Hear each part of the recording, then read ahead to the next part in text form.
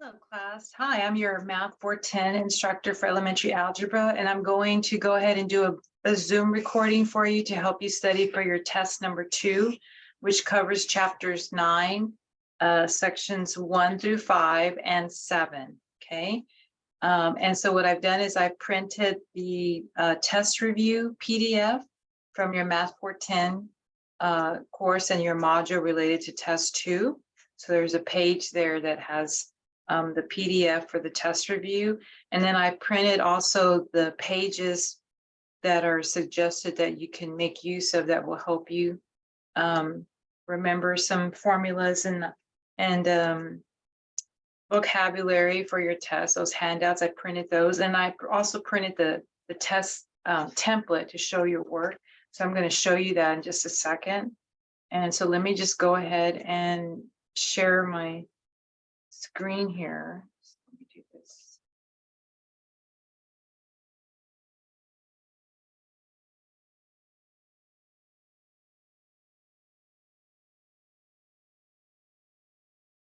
Here we go. So this is what the test review looks like. There's also an online Hawks review that you can also work on your own paper. If you want to do that. And then you can also work on this as well. And either review counts as a plus 5 points bonus to your in-test score. And you can use it to jog your memory while you're completing the test. So you can see there's 24 problems. So the test will be very similar, except the numbers will be different. And I also printed the test template for showing your work. And so it's good for you to read that ahead of time because they'll give you an idea of, what kind of problems, even though you don't actually see the problem, but you have an idea of what kind of problem you could be working on. And there are some hints there, so I'll refer to that as well. And so then I printed out the handouts. There's suggested handouts that you can look at. These are from your workbook. And so maybe I'm not 100% certain if the pages are accidentally exactly the same matching, but the title should be similar, but these are helpful handouts. And if you're looking at my Zoom videos, this kind of writing and things that I'm talking about conveying should be similar because I would have demonstrated that and shown that in the videos. So, but I have the handouts here that I'll probably make reference of. I also have the multiplication charts. Of course, you can use your scientific calculator. I have the prime numbers. So all these are supposed to be helpful, while you're taking this test, and you can use those from your module, from your workbook, okay? All right, so let's get started. And after I do a problem, I'm gonna check. I also have the answer key is located at the back, so I'll make sure I check my answer after I work a problem then, okay? All right, let's get started then. So let me go ahead and just, let's see on my camera, just do this so that you can concentrate. And let's see. So the first problem says, solve the linear equation using equivalent equations to isolate the variable. Express your solution as either you're going to have an integer or maybe it's going to be a fraction. If it's a fraction, they want it to be simplified, reduced, or are they saying maybe a decimal? The rule of thumb for the decimal is that if your problem starts off with decimals, then it's cool to leave your answer in a decimal, okay?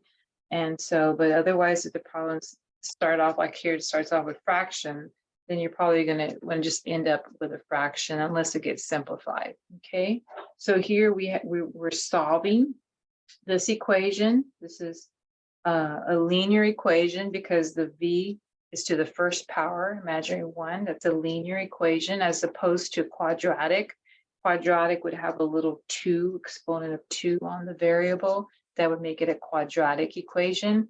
But this has an imaginary 1, so this is a linear equation. and you want to isolate the variable v and get the v by itself. So this term is in the way, is preventing the v from being by itself. So this is what needs to get moved. And the way we move that is we're going to use opposites. So the opposite of minus subtraction is plus, addition. So we're going to add 8/3 to both sides. Okay. So we're going to add it to both sides. Okay. And this is, I like to show my work this way. I'm showing my work vertically up and down, but if you want to show your work horizontally, so I can show that over here. Do this horizontally. You would be adding 8/3 on this side, and then adding 8/3 on this side. So here I'm doing it up and down, here I'm doing it cross. So you see these fall out, those cross out, because these are additive inverses. They zero out. A number plus its opposite zeroes out. Here, a number plus its opposite zeroes out. Okay. And then you're left with these fractions. And whenever you add fractions, you have to have a common denominator. So luckily you would have a common denominator of 3. So all you have to do is add the numerators and then keep the denominator. So 8 plus 4, 8, 9, 10, 11, 12. That would give you 12/3. Again, 8 plus 4, 8, 9, 10, 11, 12/3. So you combine the numerators, the 4 and the 8, and you keep the denominator, the bottom number, which is 3. But then that simplifies. 12/3 simplifies. 12 divided by 3, that goes into that 4 times. The remainder is 0. So the answer is v is equal to 4. And if I look at my answer key, you can see that it says v is 4. Okay. All right, number 2, solve the following linear equation using equivalent equations to isolate the variable. So you want to isolate the variable, which is also another v. Express your answer as an integer or as a fraction that's reduced, simplified, or as a decimal. Round. And if you're going to do a decimal, they're suggesting you might have to round maybe to 2 decimal places. If it's very, very long, you might have to do some rounding. All right. So again, remember, we usually only write answers in decimals if the equation starts off with decimals. Okay. So I would kind of forget about the decimal idea there, because you have fractions here. And when I see this is a coefficient, a fractional coefficient.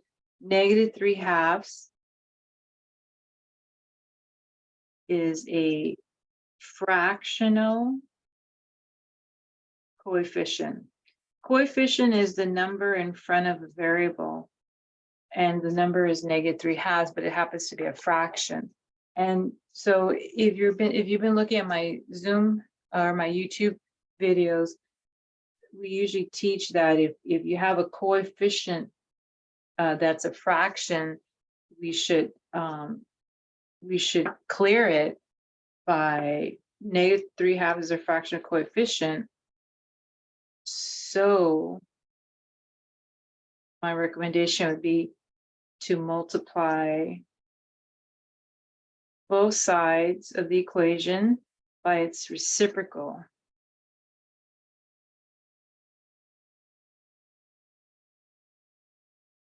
But reciprocal means you're going to flip it. You're going to flip that. So if I flip the -3/2, it's still going to be negative, because I didn't say take the opposite. I just said flip it. So it's still going to be negative. But when I flip 3/2, you get 2/3. Okay. So I'm going to multiply this by 2/3 negative. And multiply this by -2/3. Okay. And then what happens is that these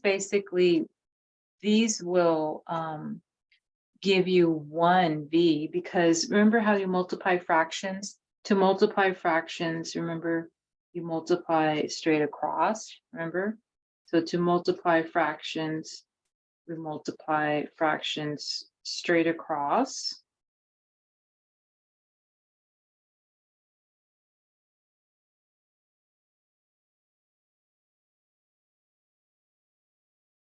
So what happens here is when you do -2 times -3, that gives you a +6.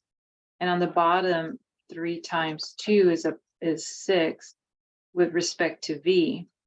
But then 6 goes into 6 one time. That simplifies.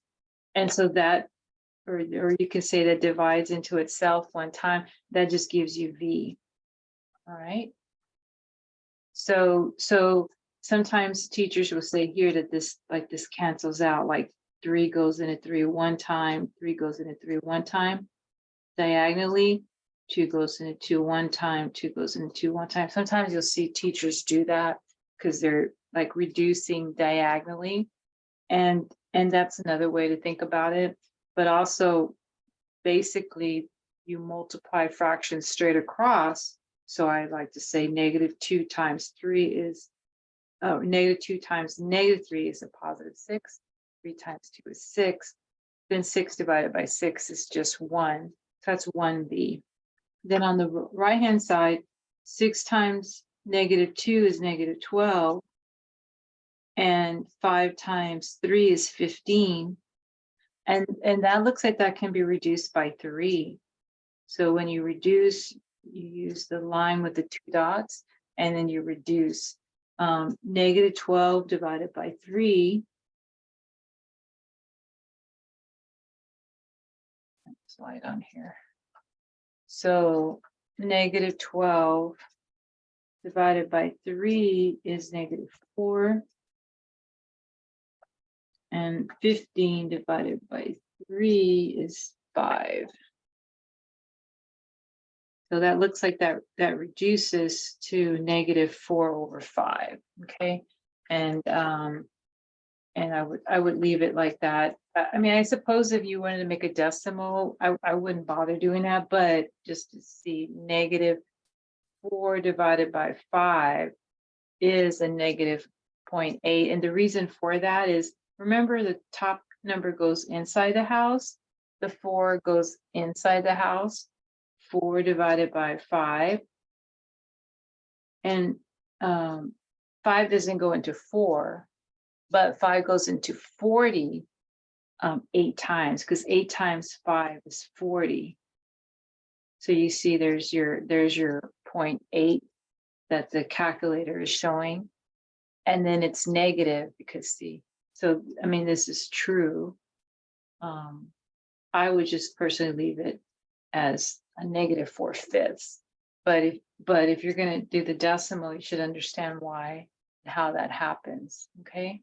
And if I check my answer to that, you can see that the answer key doesn't show a decimal. It shows -4/5.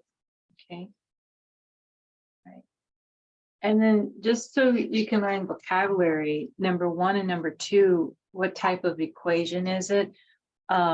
Those are called conditional equations because you have a finite number of solutions, meaning one solution. So those are called conditional equations. So this number 1, v minus 8/3 equals 4/3. That's a conditional equation. And so is this -3/2 v equals 6/5. That's also called a conditional equation. And that's because it ends up just having one answer, one solution. Okay, just FYI, because that does come up later on on this test. That's another question that pops up later on.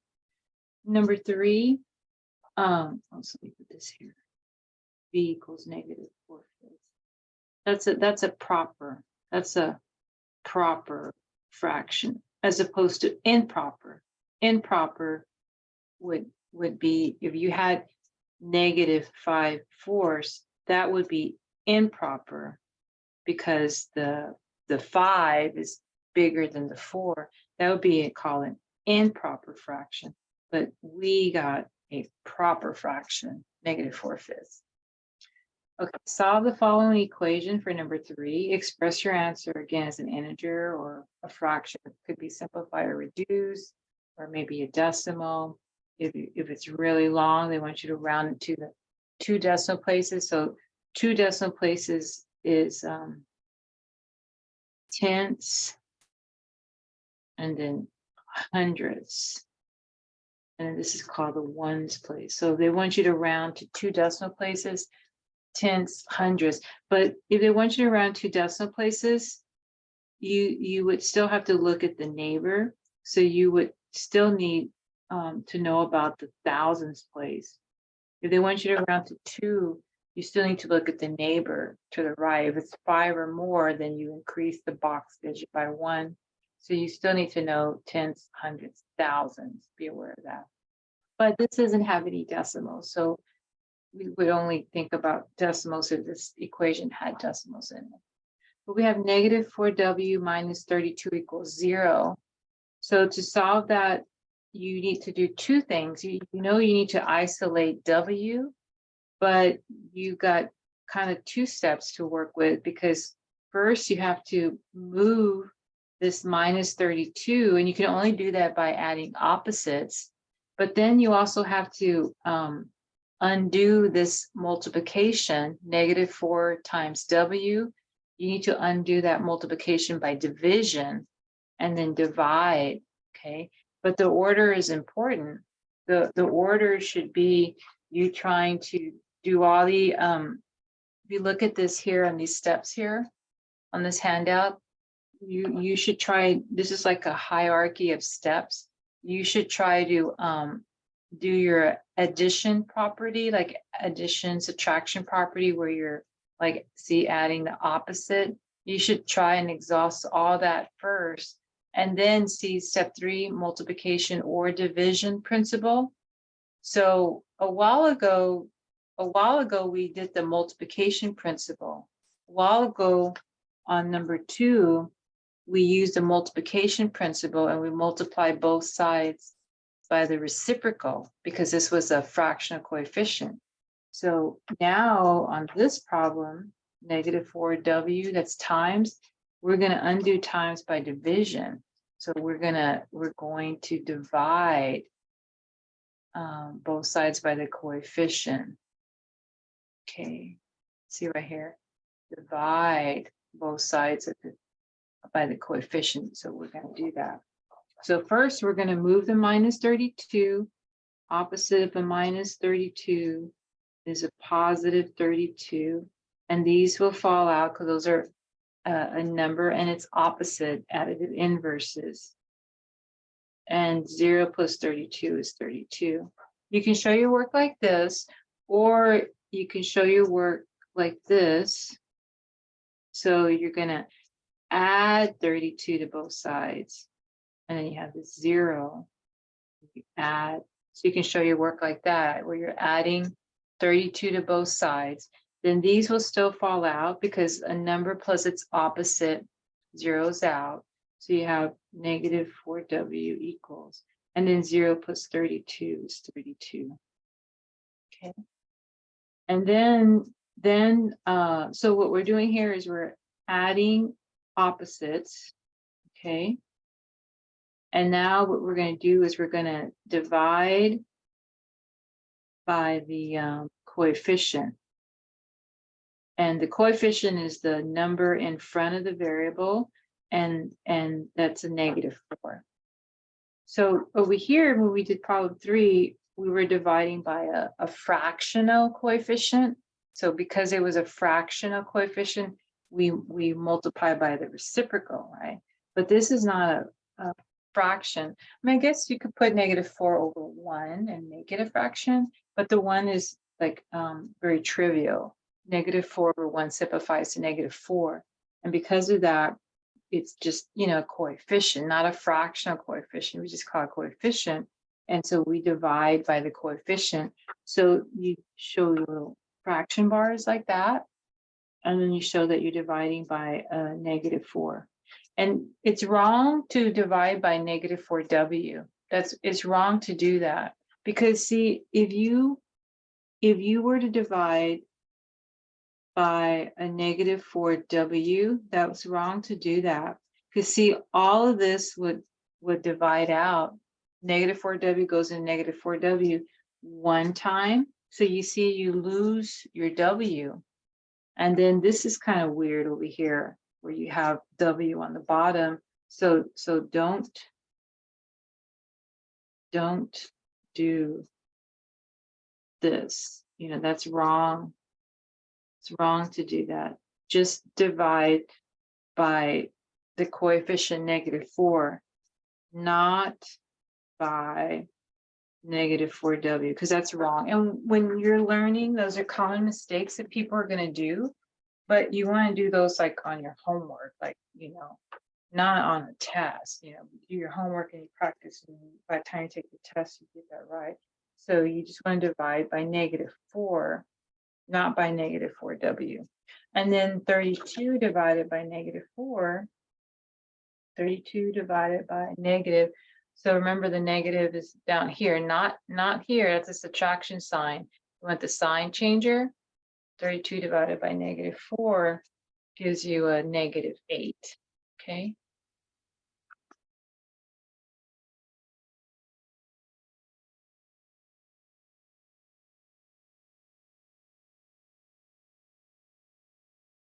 All right. Okay. And if I check that answer, -8. Okay, number 4, solve the equation and simplify your answer. Okay. So here it also looks like you have to do 2 steps. So remember how we had to add opposites and then we had to divide by the coefficient? So it looks like we kind of have to do 2 steps too. We have to isolate the u's, get the u's on one side, and then get the constants on the other. So these are variable u's, these are constant. So usually your goal is to put all the variables on one side of the equation and then all the constants on the other side. Usually that's your goal, okay? And so if I do that, I can say I'm going to put these numbers, constants on this side, and then these variables on this side. And the way to move them like that is by adding opposites. So if I start with the 13 and I subtract the 13, okay, then this 13 minus 13 falls out. So I have 8u equals, and then this is 3u, bring that down. And then I have to find out how much is this. Well, this is rule number 1, which is you adding 2 negative numbers. So the rule says you just add them and you just keep the negative sign. So -2 and -3. So there's like a, think of like a little imaginary little plus sign there, if you will. Think of that. Okay, so you have -2 plus a -13. It's like you owe somebody $2 and you owe somebody $13. So now you owe a total of 15. You keep the negative because you still owe that. So -15. So you can write it two ways. You can write it like this. That's writing a -15. -2 plus -3 is -15. You can write it like this. That's fine. Or you can write it like this. 3u plus -15. So these actually say the same thing. These actually say the same thing. You're adding a -15. Okay. And if you're going to do it across, let's see, 8u plus 13, and then take away 13 equals 3u minus 2, and then you're taking away 13. So you write it like that, where you're taking away 13 on both sides. It kind of looks like that. These will fall out. 13 minus 13, so you have 8u equals 3u. And you have this minus 2 minus 13. Remember the rule 3, subtracting sign numbers, says keep, change, take the opposite. So this is like rule number 3, where you're subtracting sign numbers. When you're subtracting sign numbers, you're supposed to like keep, change to the plus sign, and then you take the opposite. So you have -2 plus -13. And so then that gives you 8u equals 3u plus -15. Okay, so it's, of course, it's something similar to what we're doing. We're just showing our work. Like I'm working here vertically, we're here working across, okay? And then, so remember, your goal is to put the variables on one side and the constants on the other. So now you have all the constants, which is now -15, but now the variables, you need all the variables on this side. So we're going to move this now. So the opposite of 3u is minus 3u. And then these, fall out. 3u minus 3u, those fall out, and you get -15. And 8u take away 3u is just 5 of them left over. This is not a sign rule, like rule 1, rule 2, rule 3, with your sign rules. This is not a sign rule. If you have 8, you can take away 3. If you have 8 pencils, you can take away 3, no problem. You don't need a sign rule for that. So 8 take away 3 is 5. And then don't forget your u with respect to u. So now you have 5u equals -15. Okay. And I guess over here, if you wanted to show your work that way, let's see, you could do, you're showing that, you would do like 8u, and then across minus 3u equals, then you have 3u minus 3u plus -15, right? So you're showing you're subtracting the opposite of 3u is minus 3u. So you do minus 3u on both sides, and these will fall out because the number and its opposite, and then 8 take away 3 is 5. So you should still get, the same result that we get here. But I'm just working vertically, whereas here we're working across. And then you can divide by the coefficient.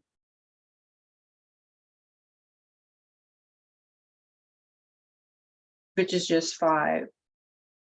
So don't say, so divide by the coefficient, which is 5, not 5u, and not -5 either.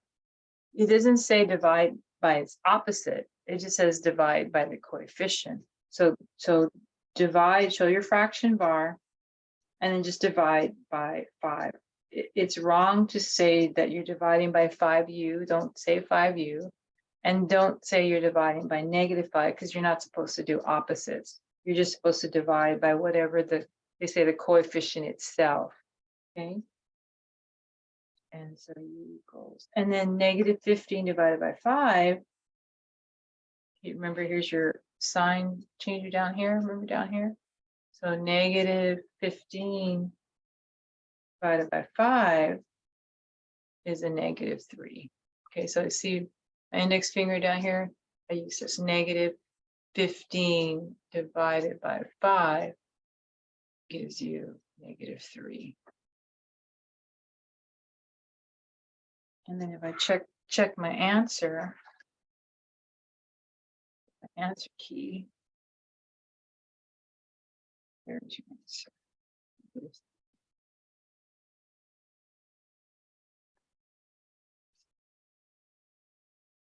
And that's like, that's, I guess, one way to show your work is, I started moving the 13 first, but I didn't have to start moving the 13 first. I could have started to move the 3u first if I wanted to. So I don't know if I can show that here.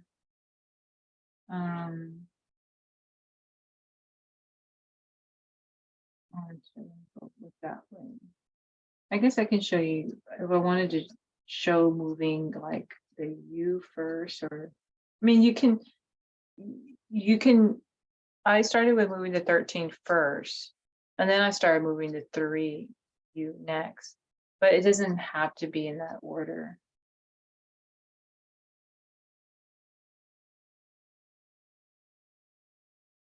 So I guess like let's say I wanted to put the constants. Let's say I wanted to put the constants on this side and the variables on that side. I mean, you could have done that too.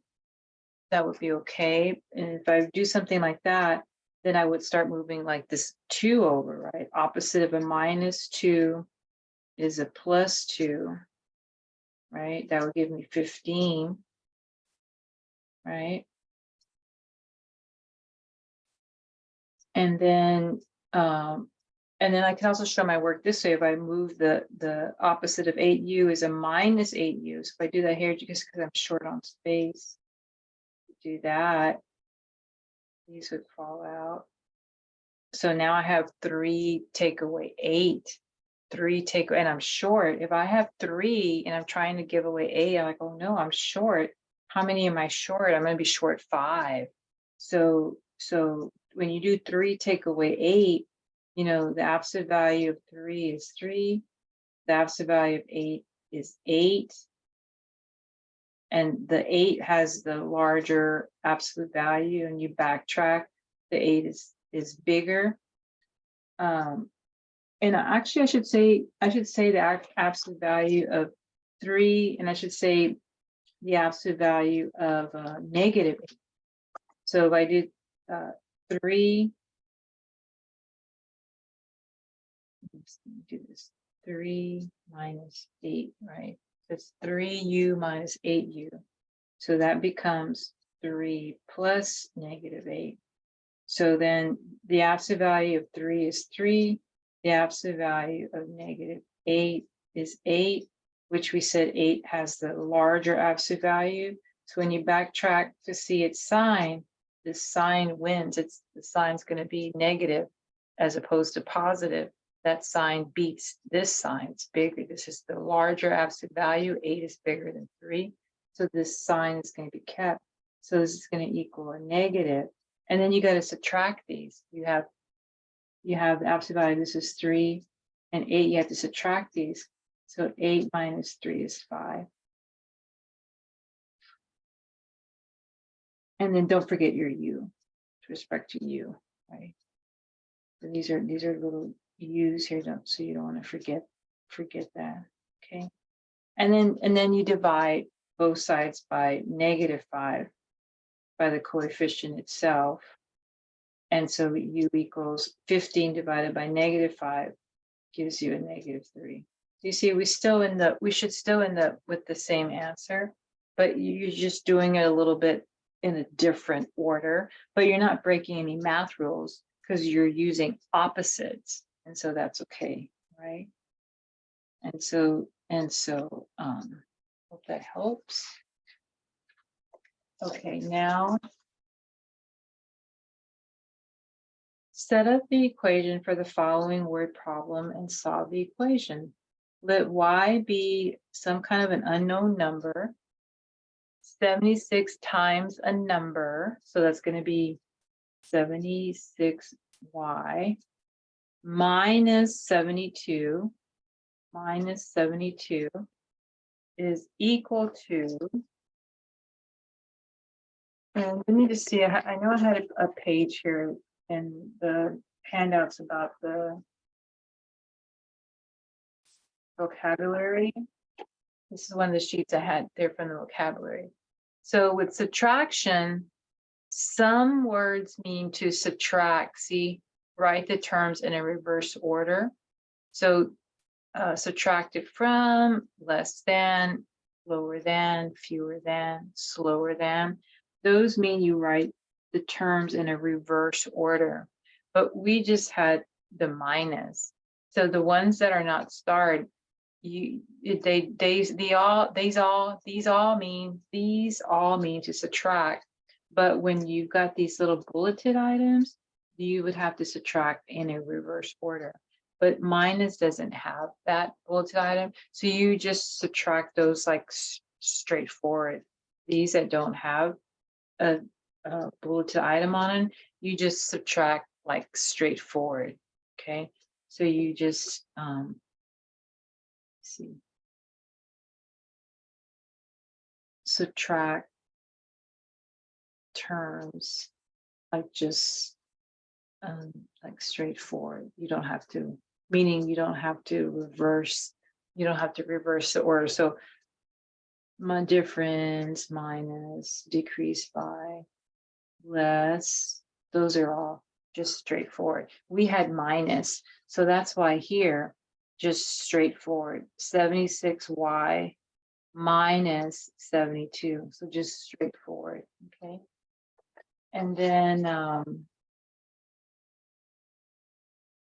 is equal to negative 65 less than the number. Okay, less than. Okay, that's one of those special words. If I go back to that vocabulary sheet, see, less than, see how it's bulleted?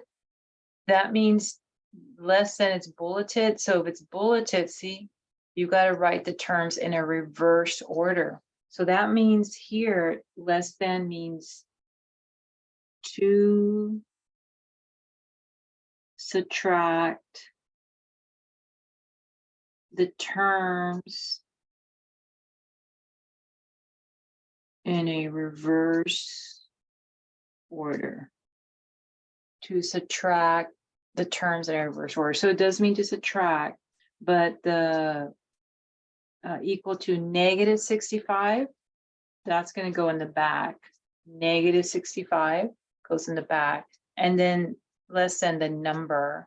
So the unknown number is y. Okay. Negative 65 less than the number. Okay.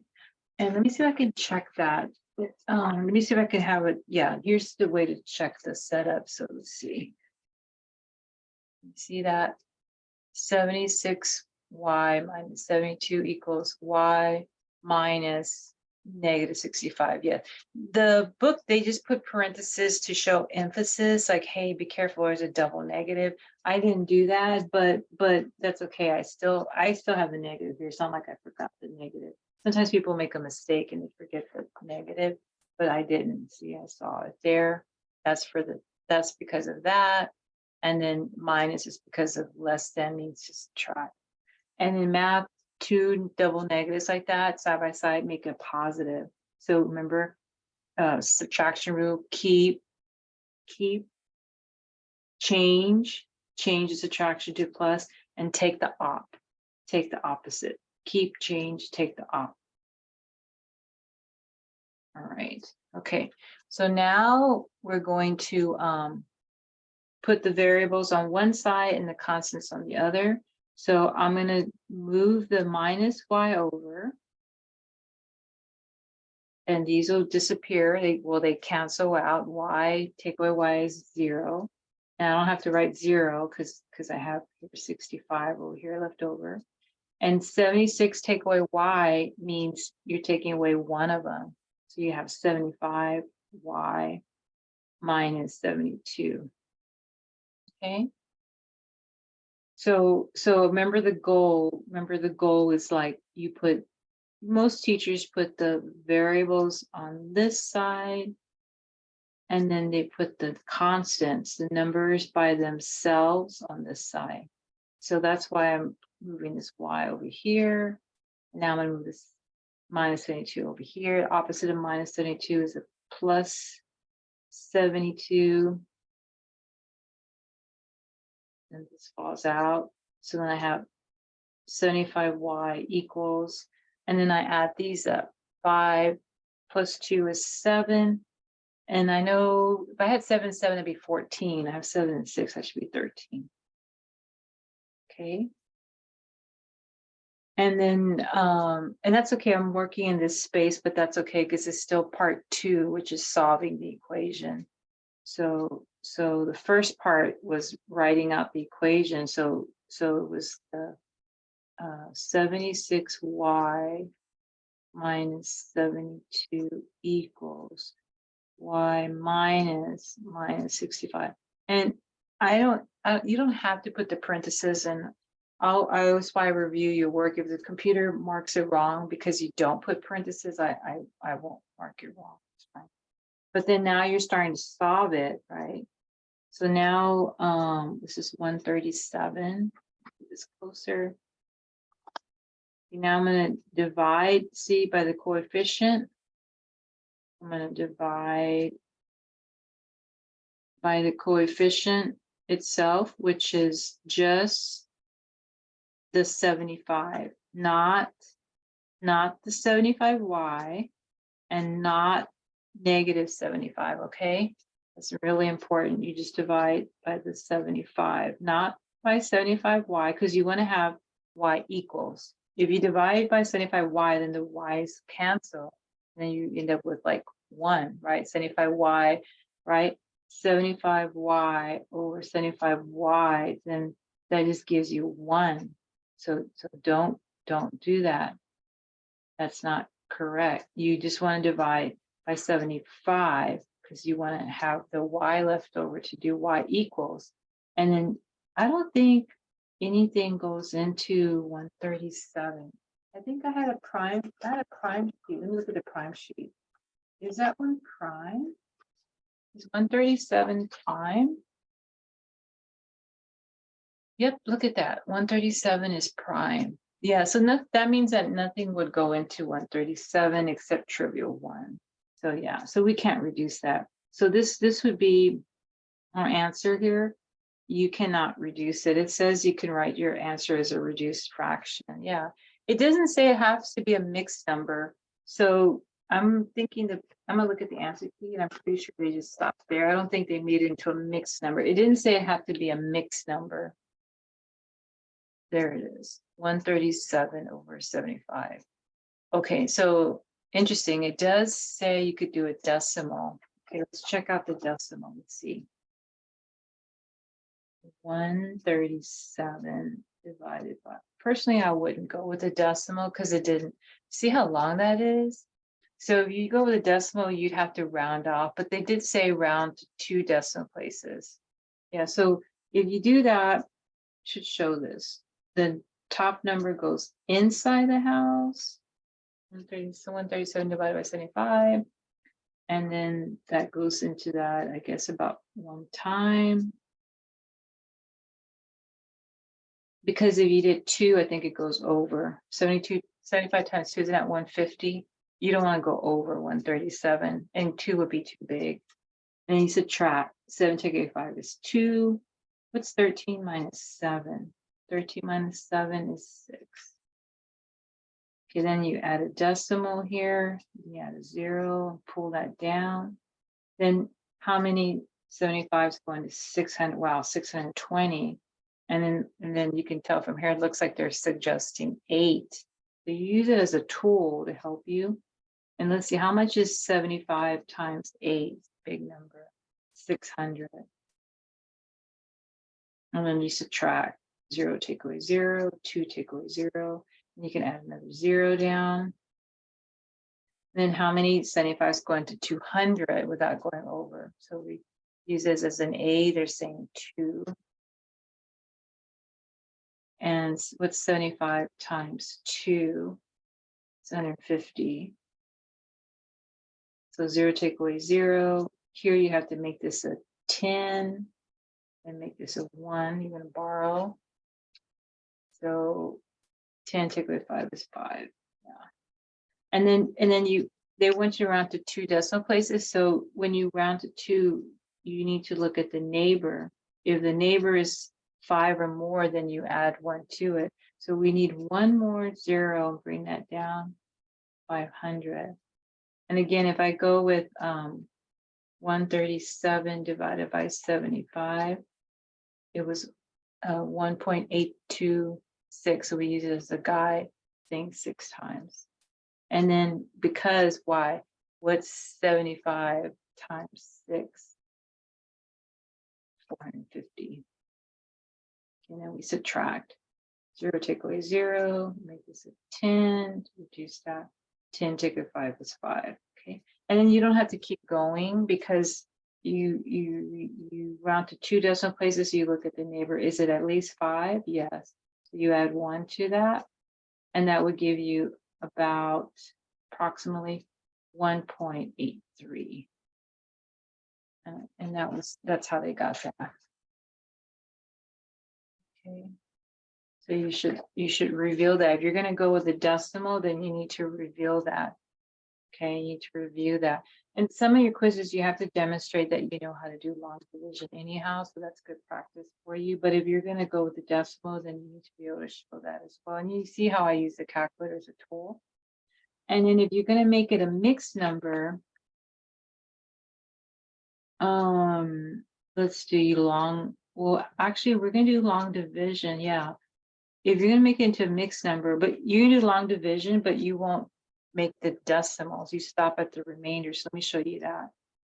So we said that the top number goes inside the house. And we said 75 goes into that one time. And when we subtract, 7 take away 5 is 2, 13 minus 7 was 6. This is your R. That's your remainder. And it goes like this, clockwise. So y is 1 and 62 over 75. That's called a mix number. This is improper. Okay, because the 137 is bigger than the 75. This is bigger. Numerator, it's improper. This is a mixed number. And you do long division, but you have your remainder 62.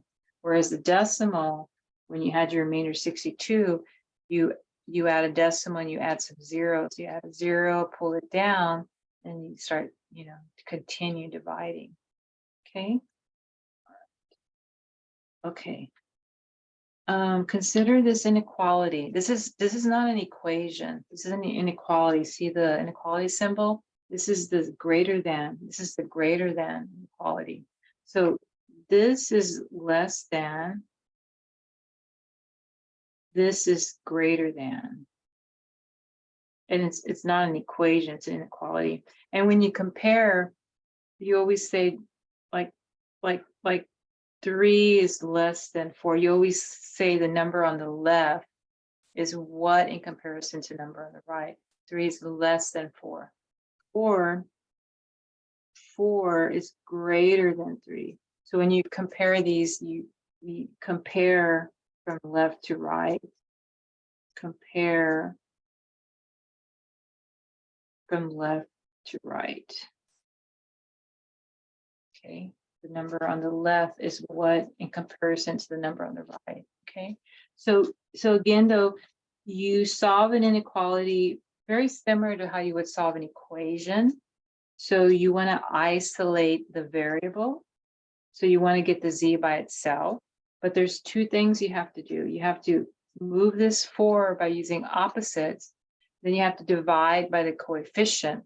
See, 3 times z is times, and math, you undo times by division. So I start by subtracting a 4 on both sides. You have 3, and that's a z. I'm gonna do my z like this. Then bring the symbol down. And remember, it's like this is like rule number 1. Remember, you're adding 2 negative numbers. So a negative 11 plus a negative 4 should be a negative 15. So a negative 11 plus a negative 4 should be a negative 15. So you owe somebody 11, you owe somebody 4, now you owe a total of 15, and it's negative because you owe that. And then you divide by the coefficient, you divide by 3.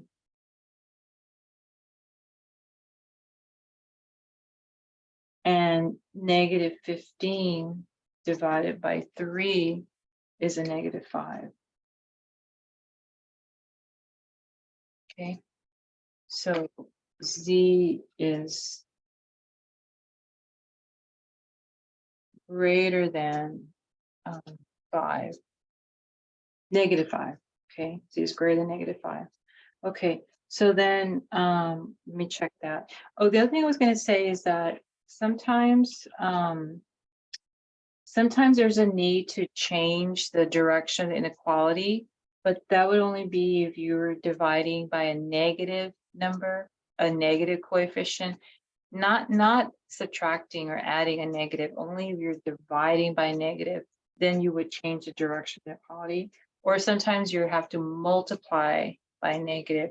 That's when you would change inequality. So I think that's going to come up later on in a problem on our review, but this is good. There's no need to change the direction of inequality. And if I check that number 6, oh, it doesn't have the inequality, it just has the interval and the graph. Okay, so I can't check that part. So, but that would be the inequality. And then they want you to write the solution as an interval notation. So I always do the graph first. I do the graph first and then I'll do the interval. So the graph, this is Z is greater than negative 5. So negative 5 is right here. Where's negative 5? There's negative 4. So I guess negative 5 is about right there. And it's kind of like an open parenthesis, open circle or parenthesis, because it doesn't have the equal to, it doesn't have equality. It's greater than negative 5. And see how this is pointing towards the right, shading towards the right. On these setups, you always want to have, the goal is you always want to have the variable on this side. Then you have your inequality. And then you have your constant. That's how, that's a requirement for inequalities. You have, with equation doesn't matter. You have variable or constant on either side of the equation. But on the inequality, it's much stronger. You want to make sure you have the variable first, then the inequality, then your constant. And so this direction, see how it's shading to the right? You're going to shade this.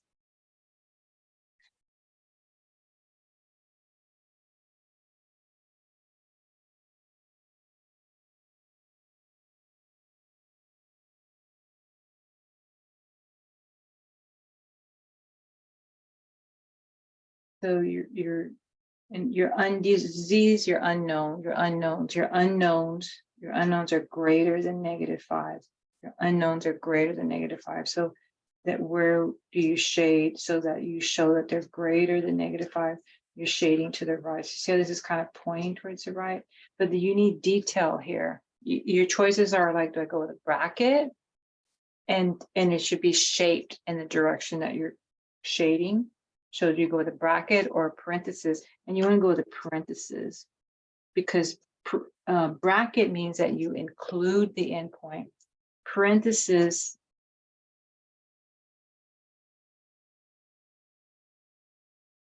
means do not include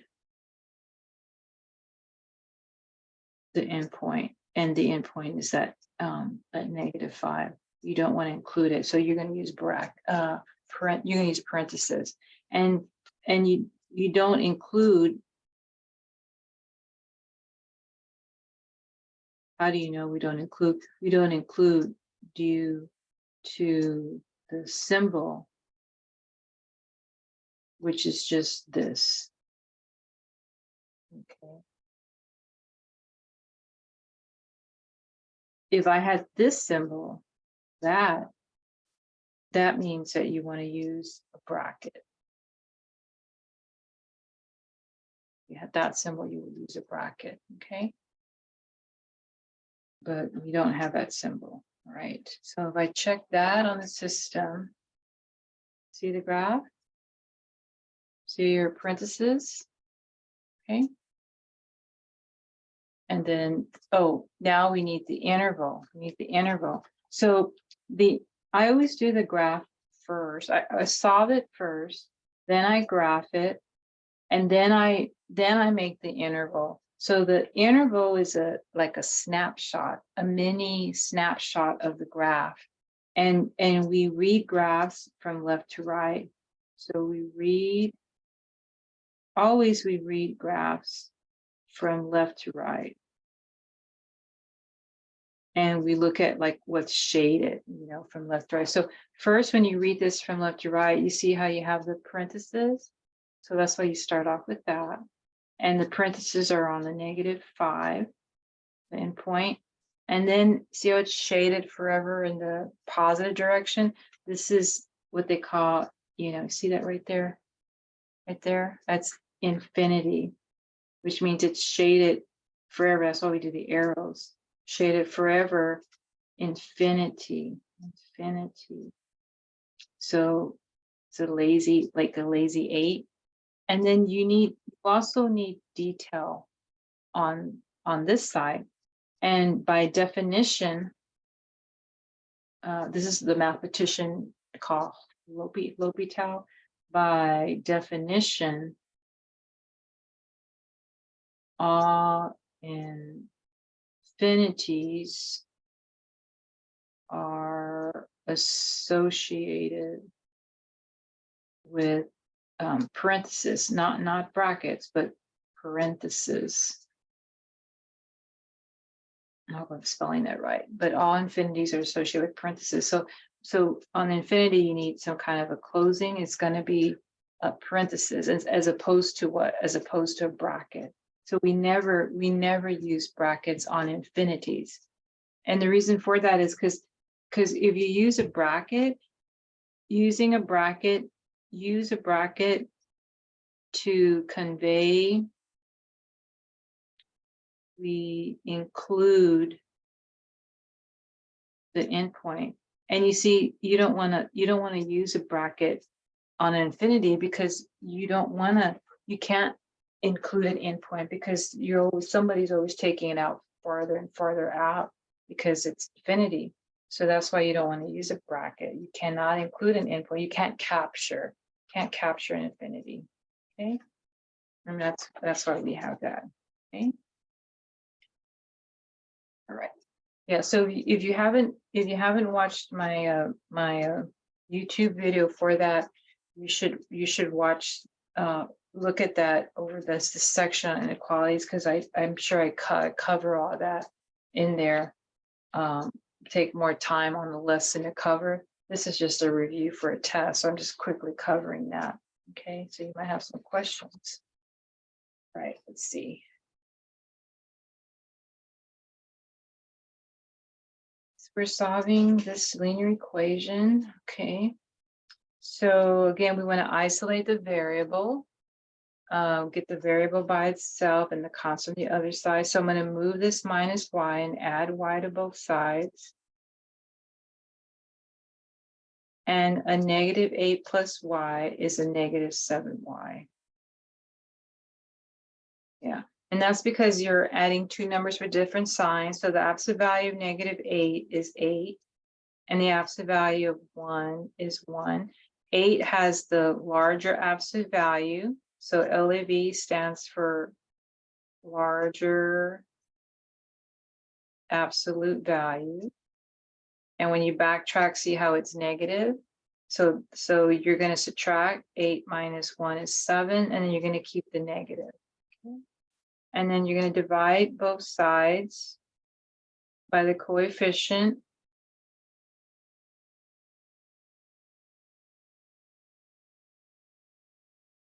And so 35 divided by -7 is a -5. If I check that answer out, right there, see?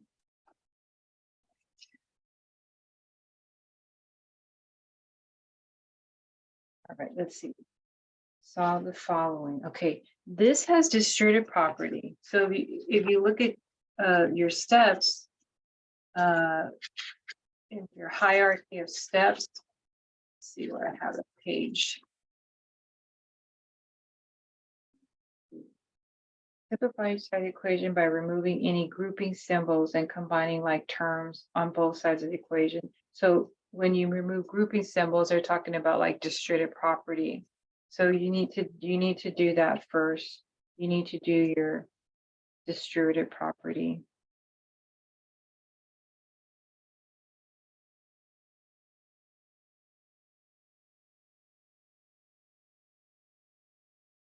So you have 10y plus 23 equals. So -2 times -5y is a positive 10y, and -2 times the -6 is a positive 12. Yeah, so when you show that, here's one way you can show that like that. -2 times -5 is 10. -2 times -6 is 12. That might help you if you see that. Okay, and this one was -2 times -5y. So that might help you there. And remember that on distributive property, same signs produce positive results. So see, those are same, and see, those are same. Different signs produce negative results. But now you're gonna move all the variables on one side, all the constants on the other. So I'm gonna subtract the 10y and see how those fall out, and see how both of those fall out. So we didn't do anything wrong. These are some special cases that occur. These are special cases that occur. And so you're ending up with 23 equals 12, and that's false. We put a line through it, that's false. That's not true. That's a false. So that's a contradiction. And that's related to this lesson here, I believe in 9.3. See, contradiction means that there's no solution. And so what happens is we obtain a false statement. The variables will zero out, and then you end up with a false statement. Like here, -9 doesn't equal 8, that's false. So that when that happens, see, these are special cases, these are types of equations, that's a contradiction, and it means you have no solution because you don't have a variable. If you have a variable, y equals something, you don't have it because see, these canceled out. So this is a contradiction, and it means you have no solution. That's a contradiction equation. Like what type of equation is that? That's a contradiction equation. And what's your number of solutions? You have no solutions. So that's why you want to go here with no solution. So I wouldn't, on the y equals, you just say you have no solution. And if I look at my answer key for that, see, no solution. Okay, now on number 9, again, you have distributive property, so you want to take care of that. So you've got 2 times that's 7x, which is 14x. And you have 2 times -6, which is -12. And then you just bring this down. And then see what happens is you have like an identity.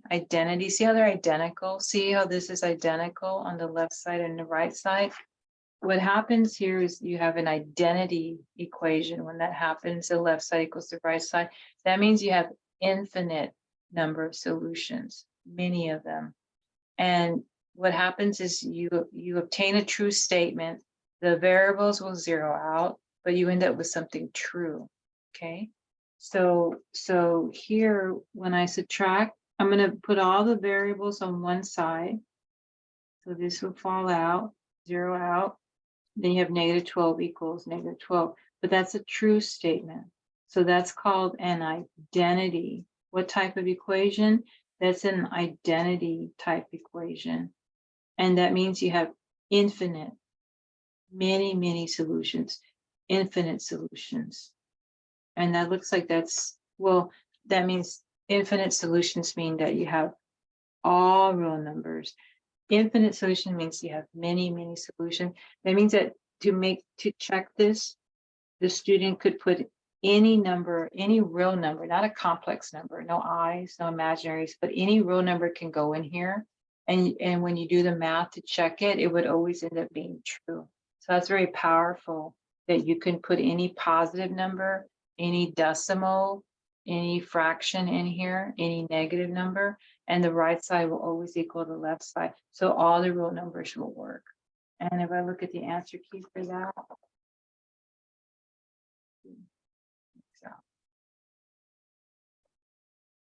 okay, let's see. Okay, now I'm going to solve this equation. So I'm going to divide by -5. And in here, a negative divided by negative is equal to positive.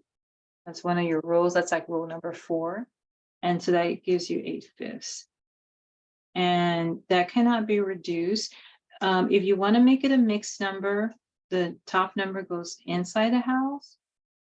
That goes into 5 goes into 8 one time with 3 left over. So it goes this way clockwise. So that would be 1 and 3/5 if you want to make it a mixed number. And if you want to do long division, 8 divided by, then you have to show that 8 divided by 5. So the top number goes inside the house. 5 goes into that one time with 3 left over, add a decimal, 0, pull that up, pull down the 0, and 5 goes into 36 times because 5 times 6 is 30. So if you're going to do the decimal, then you need to show this as well. And we need to know how to do long division anyway. And let's see what they give it for 10. They just stop at 8/5. Okay.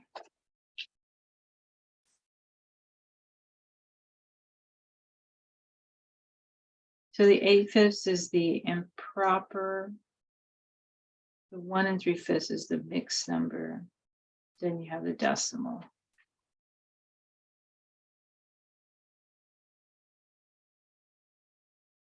Okay, let's see. We're solving this problem now. Okay, so I can combine like terms on the left side and I can combine like terms on the right side. So this is subtracting sign numbers, 2v plus -5v. Keep change, take the opposite. Absolute value of 2 is 2. Absolute value of -5 is 5. 5 has the larger absolute value, and I backtrack, it's negative. And 5 minus 2 is 3. So that's a -3v. And then on this side, keep change the subtraction to plus, take the opposite. So this is rule number 3 on both sides. I'm keeping changing the subtraction to plus, and I'm taking the opposite. And that gives you 15 negative. If I add 8 and 7, and it's a negative. Okay. And then now I'm going to, and you can show that on your calculator, add those up. You owe somebody 7, you owe somebody 8, you owe them a total of 15, keep the negative. Then I'm going to divide by -3. And negative divided by negative is a positive. So a negative divided by negative is a positive. So v equals 5. That's 11. Okay. Okay, let's see. Determine whether this is a solution or not. The given number is a -11. So what you should do is plug it in, plug it in. Plug in the y is -11. So right here where you have a y, you should plug in the -11. And I think this is like a repeat, I think, from the first test. I think when we did the first test, we were doing that also. So you just substitute it. And then what does that give you? how much is a 2 plus -9? Absolute value of 2 is 2. Absolute value of -11 is 11. 11 has a larger absolute value. When you come over here, that's a negative, so that has a bigger sign. Keep the negative sign. And 11 minus 2 is 9. That's a -9, and that's true. It's a true statement. So that means it is a solution. That's one way you can do it. That's what I would recommend. Or if you wanted to, you could actually solve this equation and see what that gives you. So here you want to isolate y, so you want to get the 2 out of the way. So move the 2 over. And then remember, there's like a little plus sign here, -9 plus -2. You owe somebody 9, you owe somebody 2, you owe them total 11. So you get -11 when you get that. So that matches, right? It matches. So that's another way how you can show your work now that you know how to solve equations. So when we took the first test, we weren't teaching how to solve equations. So that's why we substituted. But now that we've taught you how to solve equations, you have a choice. You can still go with substitution, or you can solve it, and I'll allow both of those. And you can see how it's saying that -11 is the solution. Okay, so on your test, you will have a few problems with fractions. So let's see. You need to find a common denominator. And so what we can do is, if I find a common denominator for, I guess we could do the common denominator just like for the constants first, and then a common denominator for the variables. I guess we could do that. So if I find a common denominator for these, I need to look at 4. I'm doing multiples and 6. LCD equals LCD. So you look at a list of multiples for the bottom numbers. So 4 times 1 is 4. Right? 4 times 2 is 8. 4 times 3 is 12. So 4, 8, 12. 6 times 1 is 6. 6 times 2 is 12. Do you see how you have a match? That's the common denominator. If you're going to do the prime factorization, 4 is 2 times 2, right? When you break down 4. 6 is 2 times 3. And then you pick the ones that have the most. So that's 2 squared. This is 3. So you've got to pick all the different common factors. And when they repeat, like the 2's and then the 2, when they repeat, you pick the one that's got the most. Opposite of least is greatest. So you pick the one with the most. So 2's, you pick this as opposed to that because it has more of them. And then you have to pick 3 because you have to use all the different factors. So that would give you 2 times 2 is 4 times 3. And that gives you 12. So that's another way of showing your work. Now, when you build this up, you're doing 1/4 times, how many do you need? You need 3, see? To get 12, you need 3 of them, see? So you're building this up by 3. 1 times 3 is 3. 4 times 3 is 12. And on this side, the 1/6, you need 2 of them, see? So you're multiplying times 2. 1 times 2 is 2. 6 times 2 is 12. Okay, so you go by how many you need, and this is helpful. This, I don't think you can get that out of this. This method here helps you find the LCD, but I don't think when you're trying to find out how many do you need to get to 12, you have to think 4 times what, and this is helpful for that. 4 times 3, 6 times 2 gives you 12. So then now you have 5 out of 12. You keep the denominator and you add 3 and 2. Now on this side, we've got to find the common denominator for 4 and 5. So if I do the work over here for 4 and for 5, so you could take the bottom numbers. So 4 times 1 is 4, 4 times 2 is 8, 4 times 3 is 12, 4 times 4 is 16, 4 times 5 is 20. I think it's 20. 5 times 1 is 5, 5 times 2 is 10, 5 times 3 is 15, 5 times 4 is 20. But there's your LCD, which is the same as the LCM, which is 20. So I'm just using my multiples, right? 4, 8, 12, 16, 20, 5, 10, 15, 20. Okay.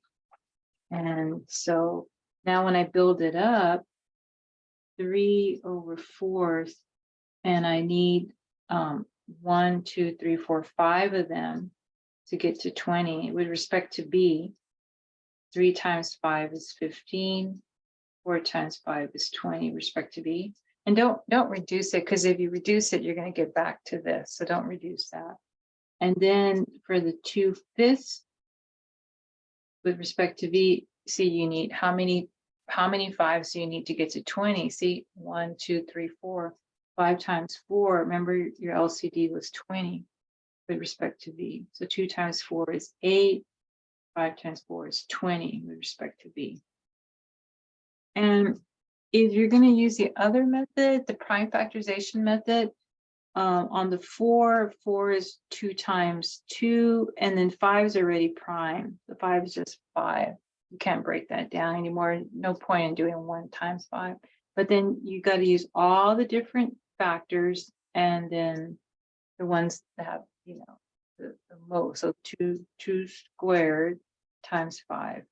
So LCD is equal to 2 times 2 times 5. That should be 4 times 5. That should give you still 20. So it works out that way too. Okay. Using the finding 20, getting the prime factorizations. Okay. And then over here, you keep the denominator 20, and then you add 15 and 8. So how much is 15 and 8? 23. Okay. Now, the way we're going to finish this one off is the way we worked this other problem on this page. Remember how over here in this problem, remember this problem? That's kind of like this. See, you have a fractional, a fractional coefficient. So I'm going to multiply by the reciprocal. Okay. So this is here's my fractional coefficient. See, because that's by the variable. So I'm going to multiply by the reciprocal of the fractional coefficient, which is, so if I flip 23 over 20, I get 20 over 23. So I'm going to multiply both sides, this one by 20 over 23. And then I'm going to multiply this side by 20 over 23. And then basically what happens is, you know how we multiply fractions, you know how we multiply straight across. But you see, these are going to cancel. See that? That's just going to give me V. And if when I multiply across, what's 23 times 20? The big number. It's 460. So this is 460 because 23 times 20, 20 times 20 is 460 with respect to V. And you see these divide out. See, and you just get V. See, that's why teachers just do that. They cancel those out because 20 goes into 20 one time, 23 goes into 23 one time. That's just one V. Or you multiply across 23 times 20, 20 times 23. So it's 460 over 460, which gives you one V. Now over here on the other side, what's 5 times 20? That's 100. And what's 12 times 23? That looks like that's 276. And that can be reduced for sure by 2, maybe even 4. Let me try 4. Let's see, 100 divided by 4. And what's 276 divided by 4? Oh, 4 works. See, I know 2 works, but if I had used 2, I'd have to reduce again by 2. So I was just trying 4, and I don't get any decimals. I get 25 and 69. So reveal the common divisor, reveal it. And 100 divided by 4 is 25. And 276 divided by 4 is 69. Now, 69 is not a prime number, I don't think. Let me see. That means something will go into it. So 69 is not 61, 60. So it's not, so 69 is not prime. I think 63 goes into it. I mean, I think 3 goes into it. Yeah. But 3 doesn't go into 25. If I do 25 divided by 3, I get a decimal. So I cannot, I was thinking about trying to reduce that, but I can't reduce that. But I was trying and nothing works. So let's see, that's number 13. Yep. 13 is 25 over 69.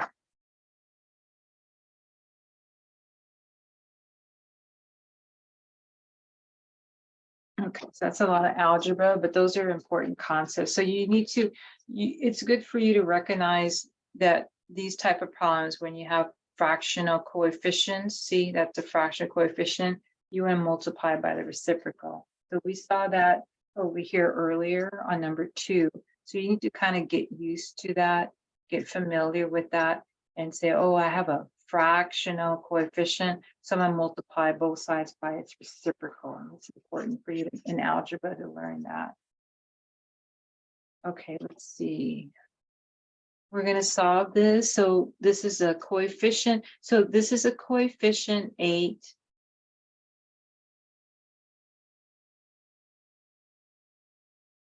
This is a variable x.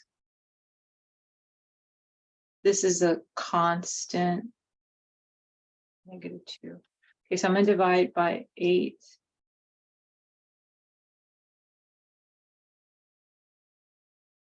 And then that can be reduced, -2, can be reduced by 2.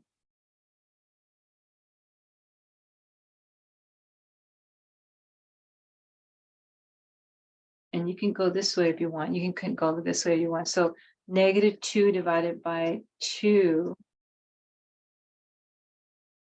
is a -1. And 8 divided by 2 is 4. Sometimes people make a mistake because they'll say the answer is 4 or -4, and that's wrong. 4 is not the same thing as a -1/4. And -4 is not the same thing as a -1/4. So be careful. So you can go across that way, that'd be fine. And that's 14.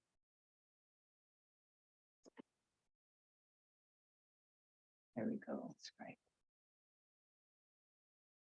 Okay, and now let's solve this next one for W and isolate W. So I'm going to move the 4/3 by using opposites. And those will fall out. And then I'm going to have to, whenever we add or subtract fractions, I have to find a common denominator. So see how I have those here? Those are from the bottom numbers here.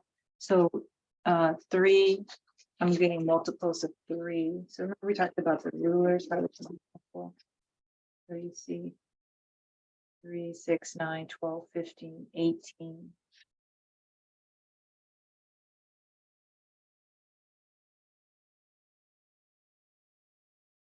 And then 4. See, 4, 8, 12.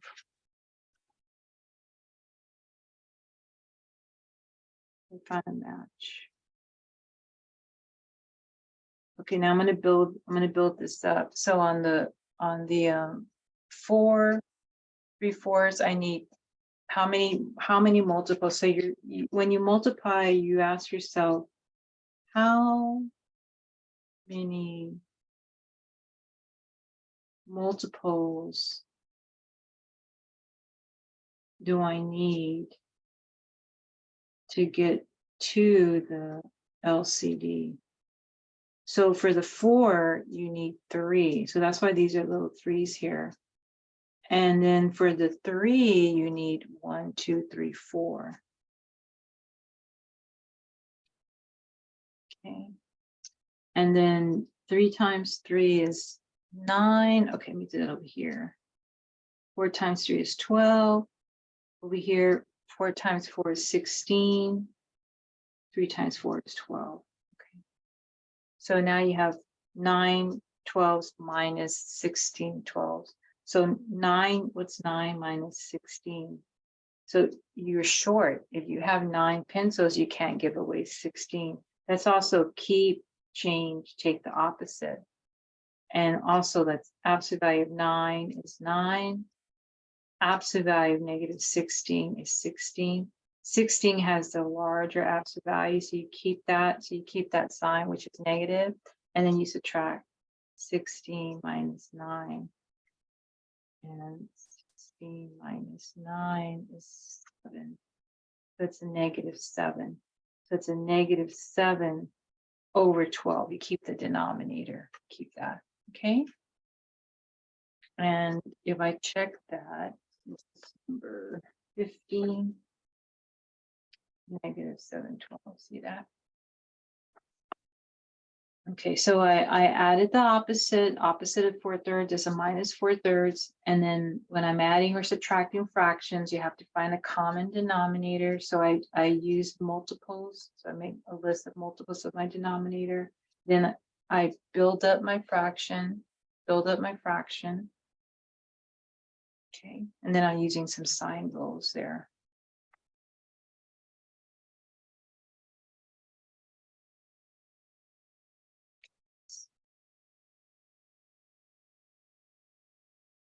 Okay, let's see on this one. So when we solve this problem, we're going to do distributive property. So you're doing 2 times 5y, and you're doing 2 times a negative 6. Is that right there? Okay, so 2 times 5y is 10y, and 2 times negative 6 is negative 12.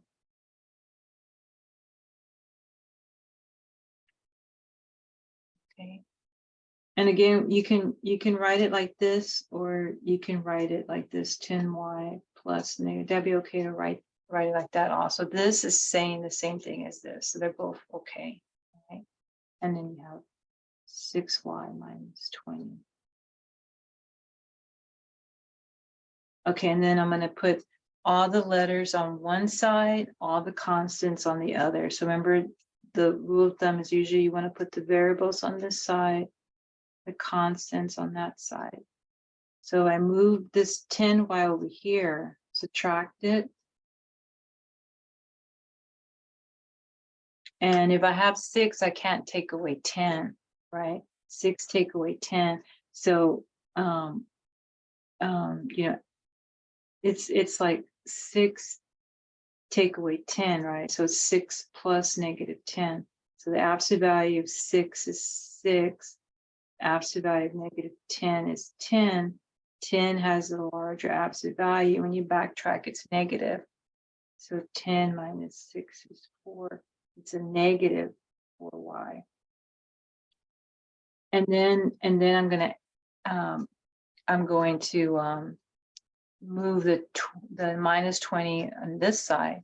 So the opposite of minus 20 is a plus 20. So if you wanted to do that here on the same line, you could do plus 20, and then the 20s would fall out. So that'd be okay to show your work like that. Save a little bit of work there, instead of writing it again and then doing that. So that'd be okay. So you add 20, and then absolute value of negative 12 is 12, and absolute value of 20 is 20. 20 has the larger absolute value, and you look at the sign, it's positive. So it's positive. So 20 minus 12 is 8. Okay. And then you divide by negative 4. And 8 divided by -4 is -2. Okay, so if I look at 16, -2.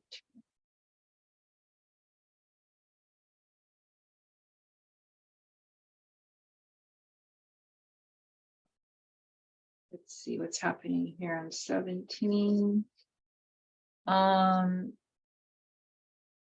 After 4 years, Sheila's account earned $900 in interest.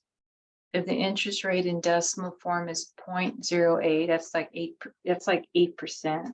8% when you move your decimal over 2 places to the left. That gives you 8.08. And how much did Sheila initially invest? So the formula looks like you would use, interest equals principal times rate times time. So let me check that out. 17. Yep. Okay. And then without substitution, solve the formula for the unknown variable. Okay, so which one's the unknown? Is it the I, the P, the R, or the T? Let's see. Well, the I was given, the I, and then finally solve the problem by substituting in appropriate values. Okay, so let's see, I'm gonna do this twice here. So here we know the I was $900. I'm gonna substitute that here. And then it said that the P is unknown. See, principal invested is question mark. So the P is unknown. So that's going to stay P. But then the R rate is 0.0. R is 0.08. And then the T is 4. Time is 4. Okay. So then I'm going to have to multiply. Let's see how much is 0.08 times 4. 900 equals P times 0.32. So I'm doing the third part first, which is the solving first. Because this is the one I want you to solve, and I want you to substitute. So I'm gonna do that first, and I'll go back and do this part, which is just the variables. And so then this is 900 equals 0.32 P. We usually put the coefficient in the front and then the variable. And then I'm going to divide by the coefficient, right?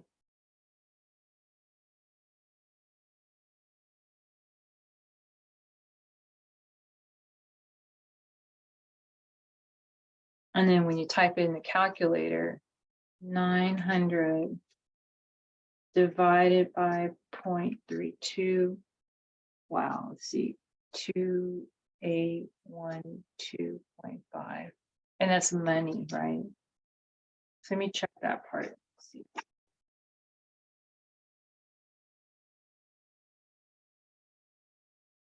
There's that 2812.5.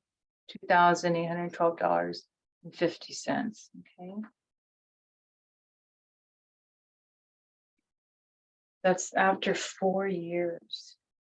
She earned some 900 interest. And that's good, 8% rate, you know, for earnings, that's good. 8% is good. How much is she invest? But she put what it takes money to make money, right? So she had to put in principal is how much money did she invest? She invested almost $3,000 to make $900. But that's a good return though. 8% is good. Remember, it's for 4 years also. Okay. All right, now on this part here, solve for the unknown. What are we solving for? What letter are we solving for? The unknown. Unknown is the question mark, which is the principal. So we're solving for P. P is unknown. So you're solving for P. See, principal is unknown.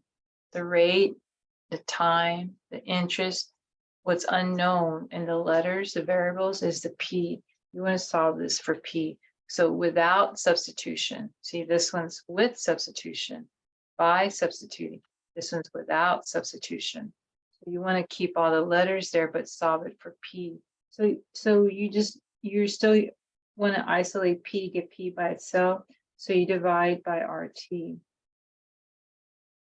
And the RTs cancel out.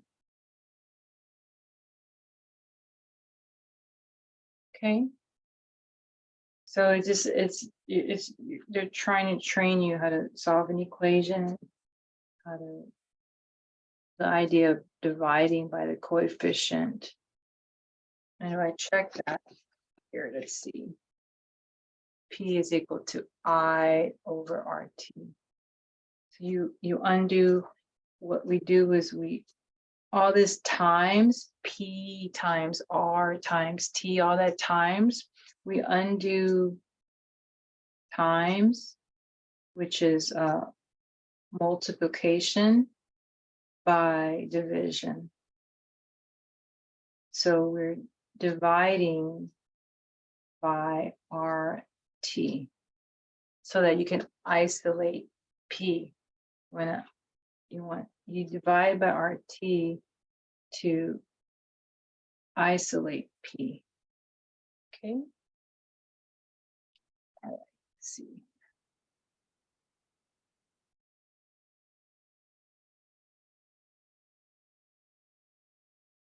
Determine which numbers are given in the interval. Okay. So -11 divided by 2, how much is that? -11 divided by 2 is like -5.5. So this is -5.5.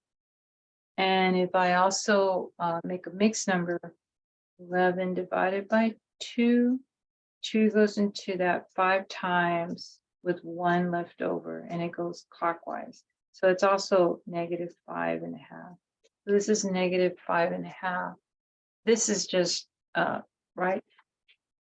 -1 divided by 2 is -0.5.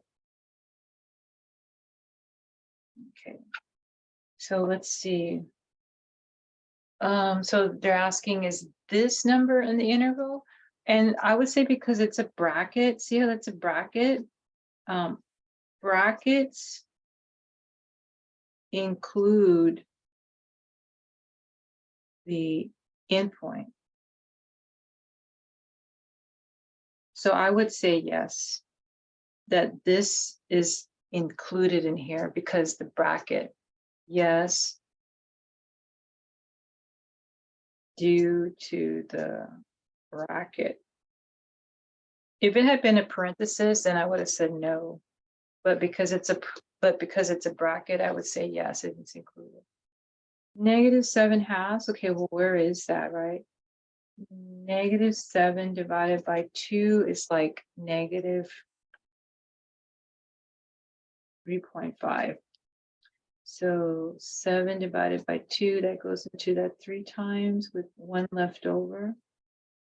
So it's -3.5. Where is that? Where is that? Let's see. I think, so if this is -2, that's -4. So probably about right here, right? -3 would be about right there. So -3.5 is probably about right there. That's about -3.5, right? And somewhere in this area, right? So yeah, it's in there. I would say yes. Yes. In the shaded region. While this one's in the bracket, this one's in the shaded region. -6, I would say no, because -6 is right here. That's outside the bracket. So I would say no. It's outside. And then how much is -19/2? Negative 19 divided by 2 is negative 9.5. 19 divided by 2, 9 times 2 is 18, 1 left over. So negative 9.5. That's, no, that's way out here. That's somewhere way out here. Negative 9.5 is way out here. So no.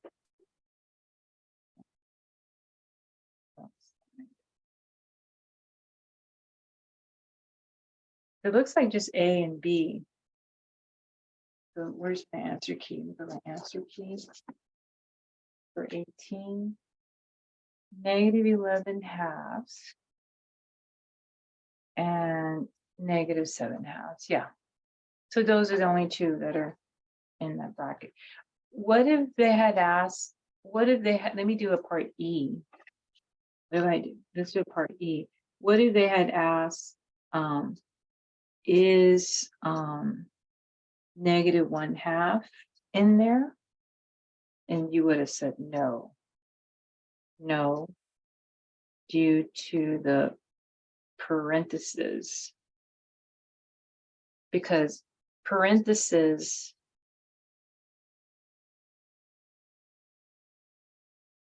exclude, not include, like the bracket. Yes, due to the bracket includes the endpoint. The parenthesis excludes the endpoint. Okay. Okay, let's see. Graph the interval on a row number line. Okay, so you got, we read graphs from left to right. So you got from -6. So -6 is about right here, and it's parentheses, and you're going all the way forever in the positive direction. That's what that says. So from -6 all the way to infinity is what this is saying. We read graphs from left to right. So you -6 all the way to infinity. This is infinity, forever in the positive direction. So you see this graph here. They put those dots there to show infinity, right? On the computer, dot, dot, dot, infinity. Okay, they use the mouse to click on that to show that, meaning shaded forever. That means it's shaded forever in the positive direction. Okay, 20. Okay, so we know we're going to have to divide both sides by -4, but I'm going to do this separate, because look what's going to happen. See this symbol? Look what your teacher's going to do. We have to change the direction of the inequality y, because we divided by a negative coefficient. So earlier, somewhere in our work, we were working with the inequality, but we did not have to change the direction because we did not divide it by a negative. I don't know if you remember that or not.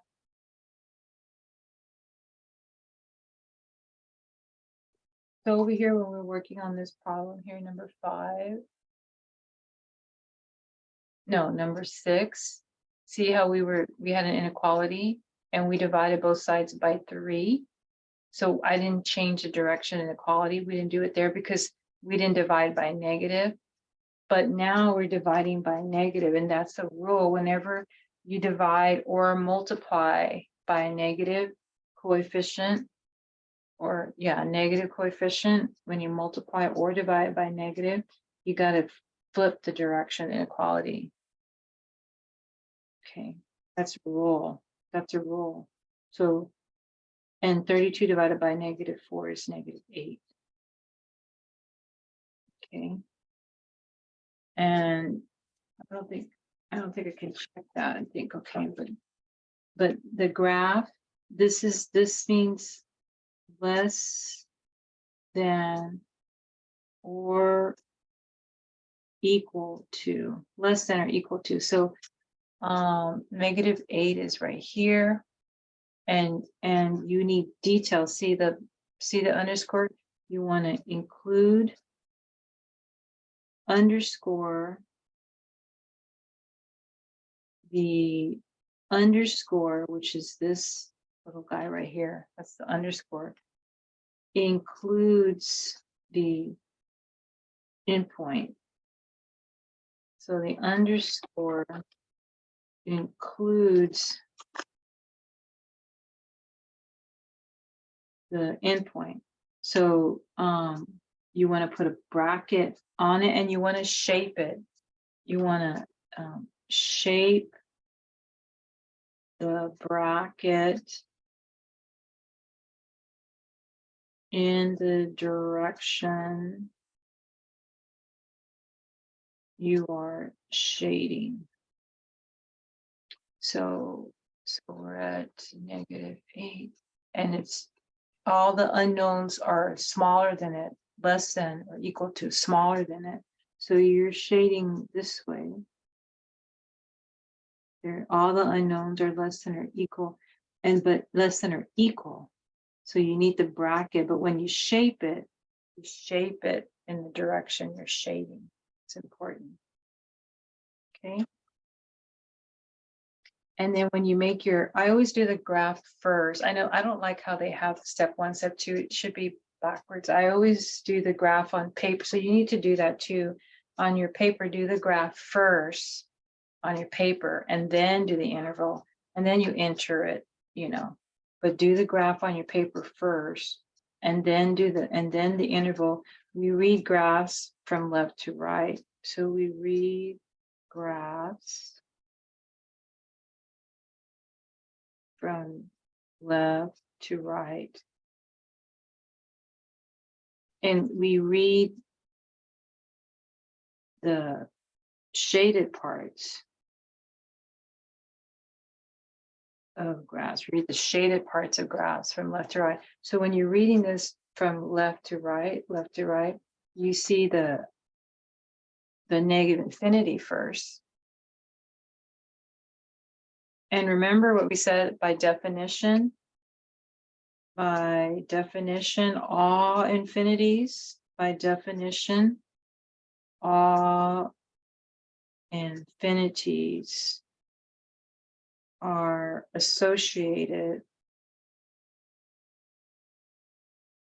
with parentheses. So you go from -8 all the way to, negative infinity, which is like the lazy 8, all the way to -8. And then you have a bracket. Bracket includes that. So if I look at that answer on 20, there we go. And there's the graph. In the computer, they click on the mouse on the negative infinity to show these 3 dots on the computer. Okay.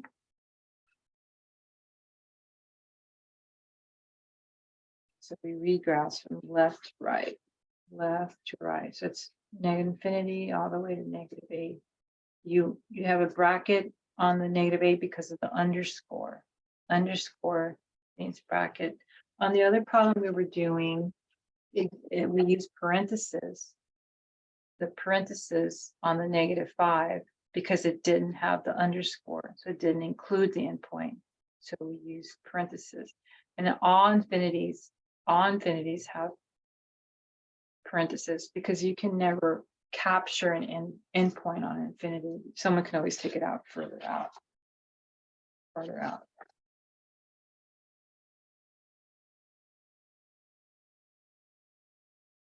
Okay, vocabulary. Okay, consider the following consecutive integer problems. The sum of 3 consecutive even integers is a -372. Okay, so let's see if I have that sheet here. I let the unknown be like x, the first unknown be x. Yes, here we go. Consecutive even. Yeah, so this is the page you want to have for consecutive even.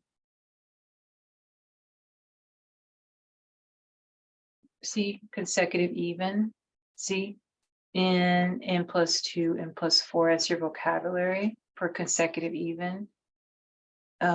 Each is 2 more than the previous integer. So consecutive even, consecutive odd have the same definition, well, the same vocabulary. See, n plus 2, n plus 4. Whereas consecutive is n plus 1, n plus 2. So you just have to match it with your vocabulary. So this said even, see, consecutive even. So I'm going to go with here, even, n plus 2, n plus 4. So this one's consecutive even integer, n plus 2, n plus 4. That's an abbreviation, CEI, consecutive even integer. See, it's an abbreviation. Okay, then I'm going to write the equation. When we take the sum, means we add them up.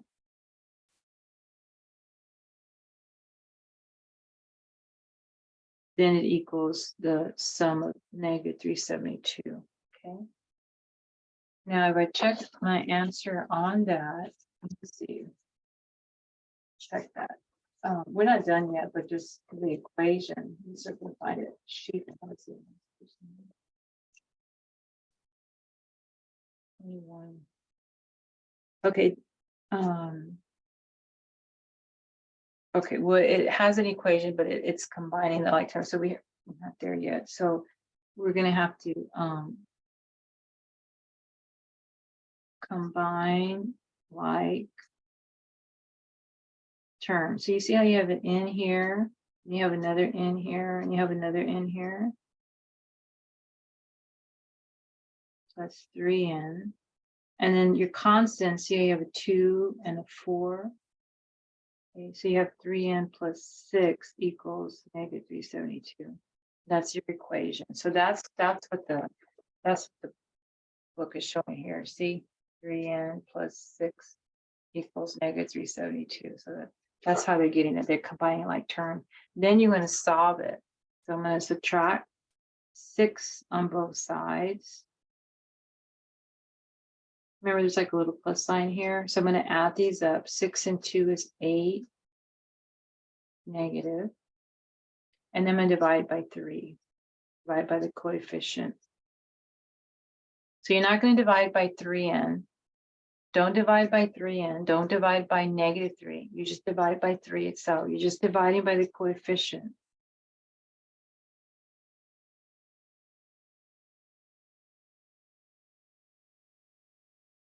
And then let's see how much is this.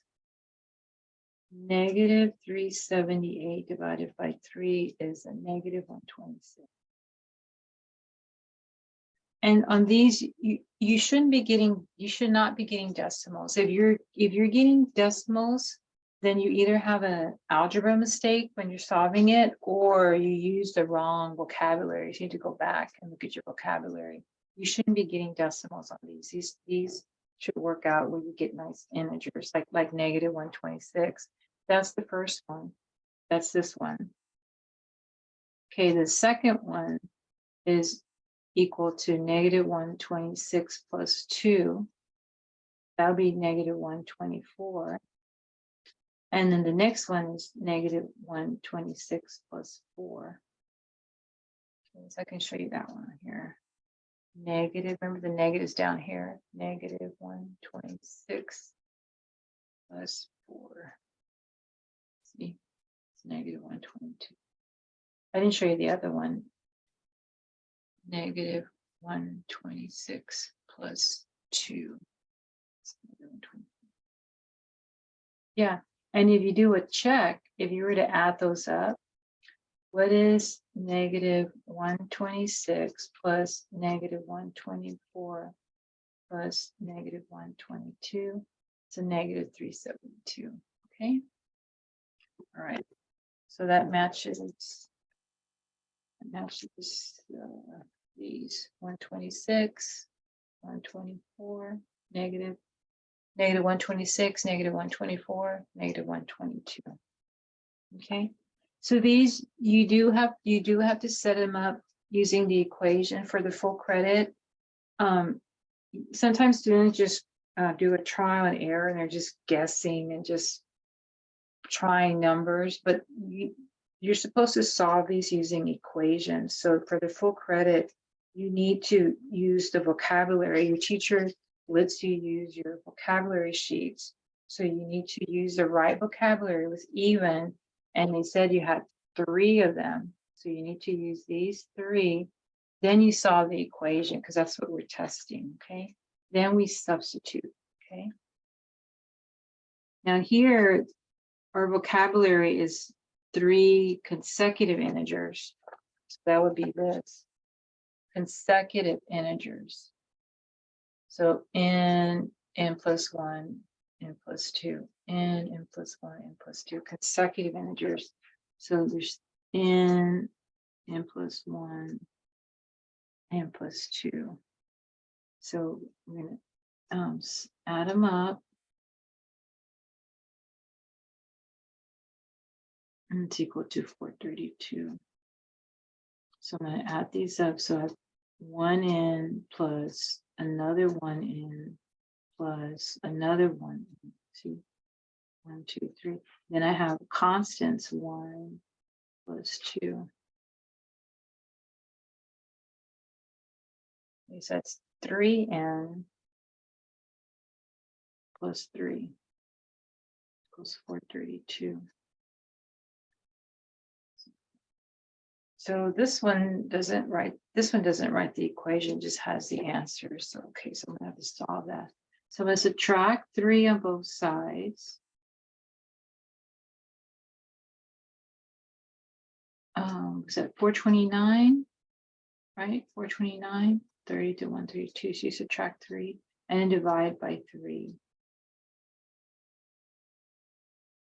So what's 429 divided by 3? 140. And again, if you get decimals, then either you use the wrong vocabulary or you did a mistake in your algebra. You're not supposed to get decimals. So we got a nice integer, 143. Then to find the other ones, you substitute. The n is 143 plus 1. And then this is n is 143 plus 2. So you substitute. So 143 plus 1 is 144. And 143 plus 2 is 145. And then if we do a check, it should be able to just add these 143, because it said it was a sum, right? So if I add them up, I'll get 432. It checks out. Okay. And if I check the answer here, 143, 144, 145.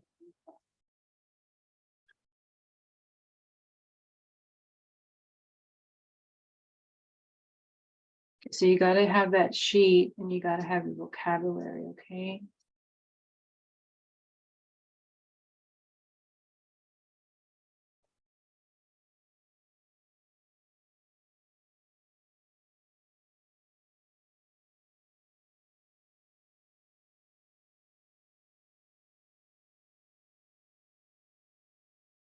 The equation is very important. Okay, last sheet. Let's see, 2 more problems. Okay, let's find the sum of 2 consecutive odd integers. Okay, and this time it's only 2, not 3. So here's your odd integer. So it's the same, see, shared vocabulary, that's okay. That's okay. And it's shared because they have something in common. They're both 2 more than the previous, you know, odd integer, even integer. But that's why they have something in common. So I just need n and n plus 2. So I just go to the odd, consecutive odd, and I grab those 2. And I only have 2, whereas the other ones had 3. And again, it's a sum. So I'm adding the first one and the second one, and it equals negative 232. The book might put parentheses around like the second one. Hey, look at me, I'm the second number. They might put parentheses around it, but you don't need the parentheses. You do need to combine like terms.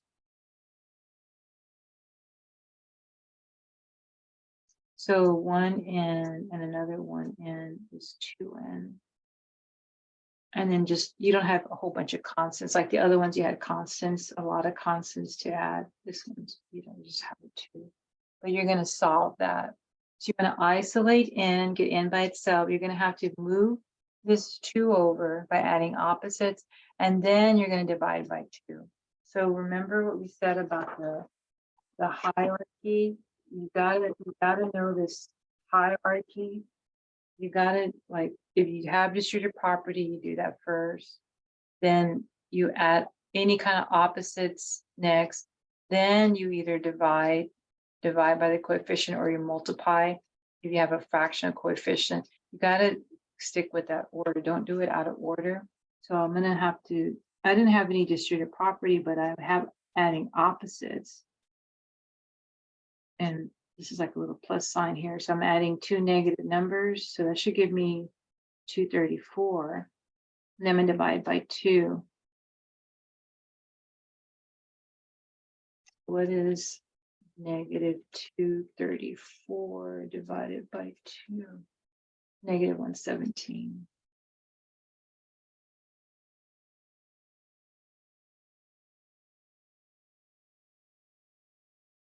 And then this one's negative 117 plus 2. That should be negative 115. It should be that here.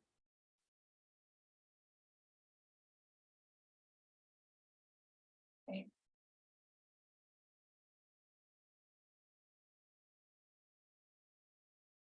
And if I check, let me see where my answer key is at for that one, to check that one. Negative 117, negative 115. Okay. Then if I were to add those two, negative 117 plus negative 115, negative 232.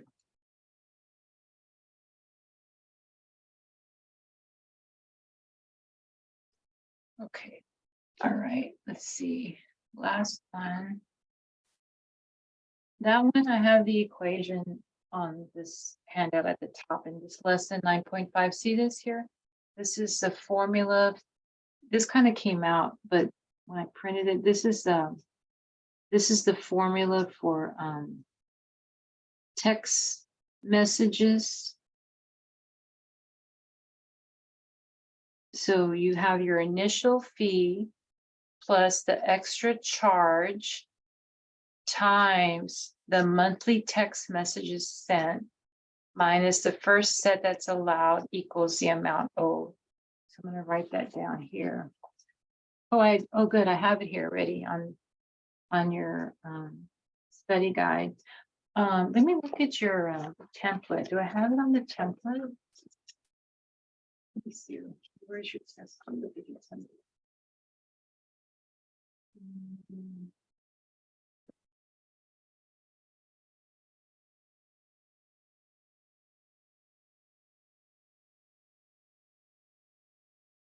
Here's your test template. So solve, solve, solve. It's basically, you're gonna do on your own paper, just draw straight lines across to separate your work and number your problems.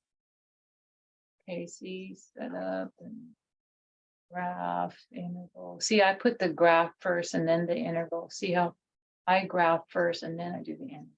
Solve.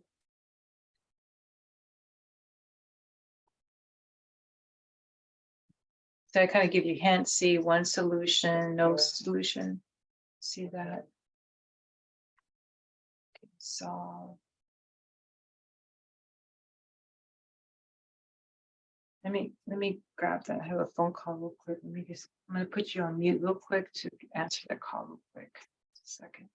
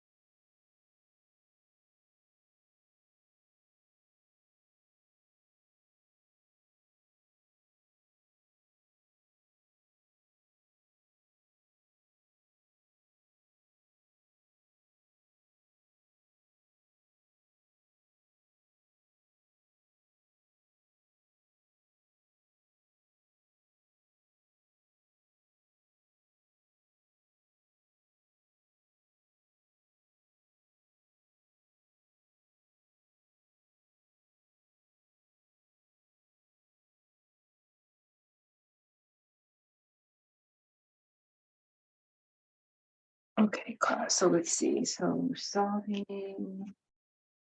So you determine whether it's a solution or not. See, but see, substituting and evaluating, or solving, okay. See, choose the right formula. See, without substitution, solve, and then solve by sub. So you see, I give you hints on here.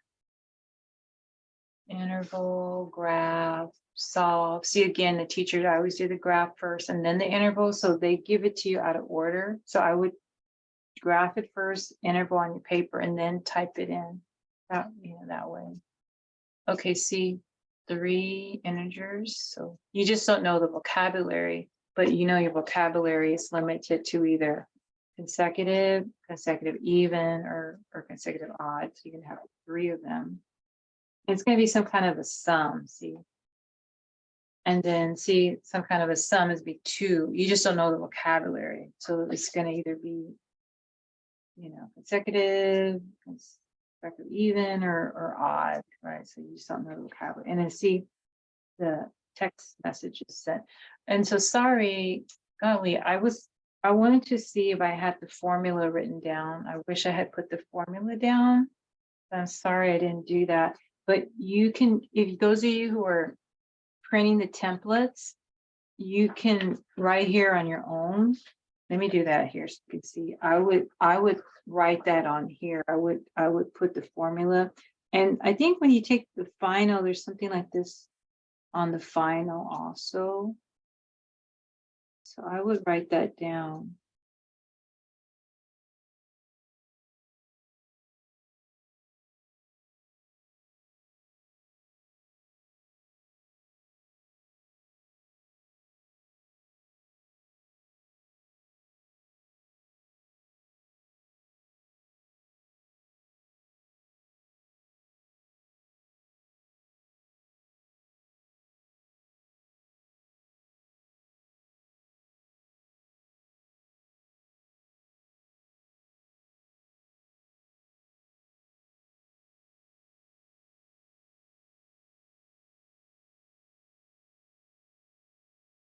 And then I'm going to write it down again. Oh, I already have it here. I was going to, and okay, so let's see. Well, you do have it on the review, but if you do the online review, I don't think they show you this on the online review. So, but anyhow, let's see. So let's see what happens here. So Julia's text messaging plan, she charges 5 cents for each message that goes over $6.50. So do you know how to write 5 cents? So 5 cents is written like this. You don't want to write just 5. If you just write 5, that's actually saying $5. So you want to be careful. So that goes here, right? That's the extra charge that go over $6.50.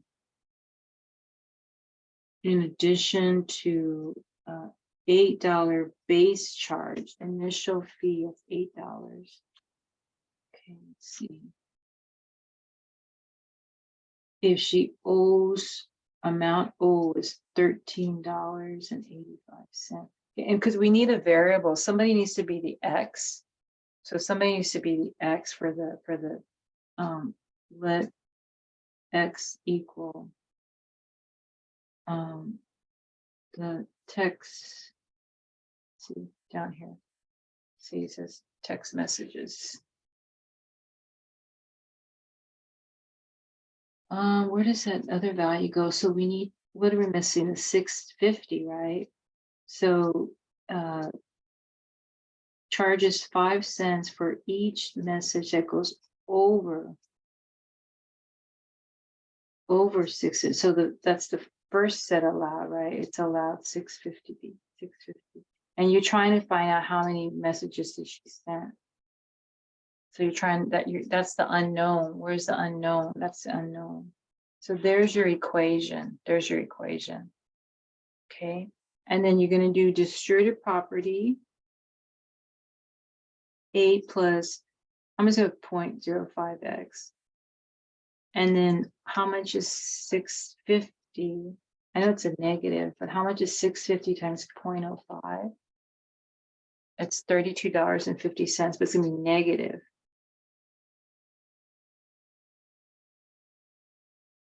Because a positive times a negative is a negative.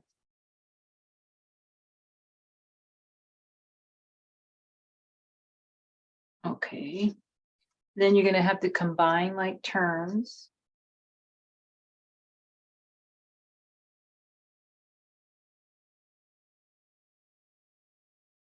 So what is a negative 3250? And then a plus 8. So the negative is bigger. It's going to be negative because you're short a lot. You have 8 and you're trying to take away 3250. So you're short a lot. You're short 2450. And you put the negative because that's bigger in absolute value. Okay. Then I'm going to move the 2450 over because I want to isolate the variables.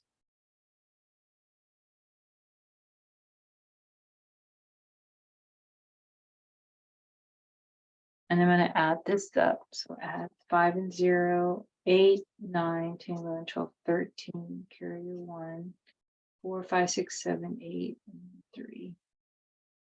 And then I'm going to divide by 0.05.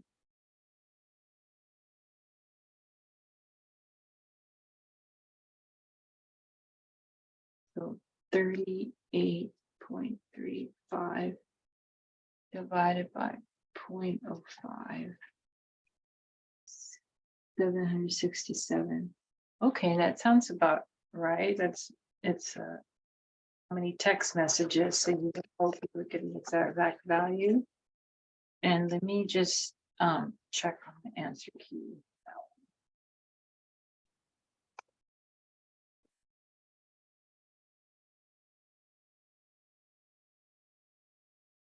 Very good. See, 767. All right.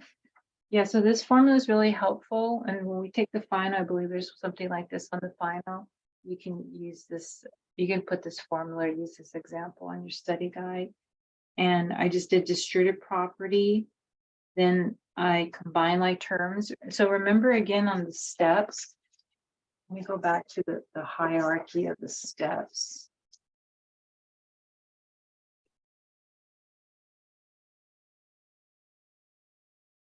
So remember the steps, simplify by moving, grouping, symbol. See, combining like terms. See, that's the first thing, distributive property or combining like terms. So in this case, distributive property and then combine like terms. Then we did adding opposite, and then last is divide. So that's adding opposite addition principle and then divide. Okay.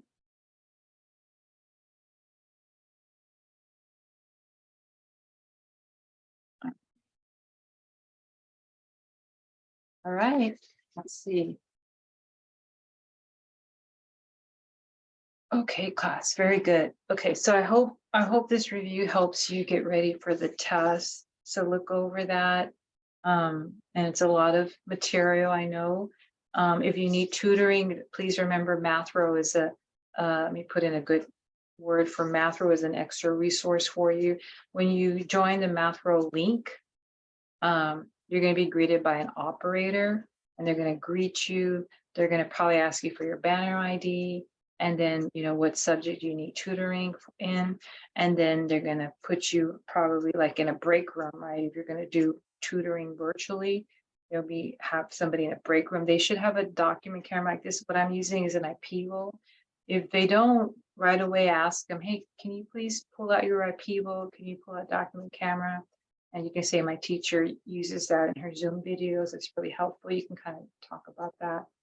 And they'll tutor you and they can help you on your homework. They can help you on your, like when you're doing test corrections, they can help you.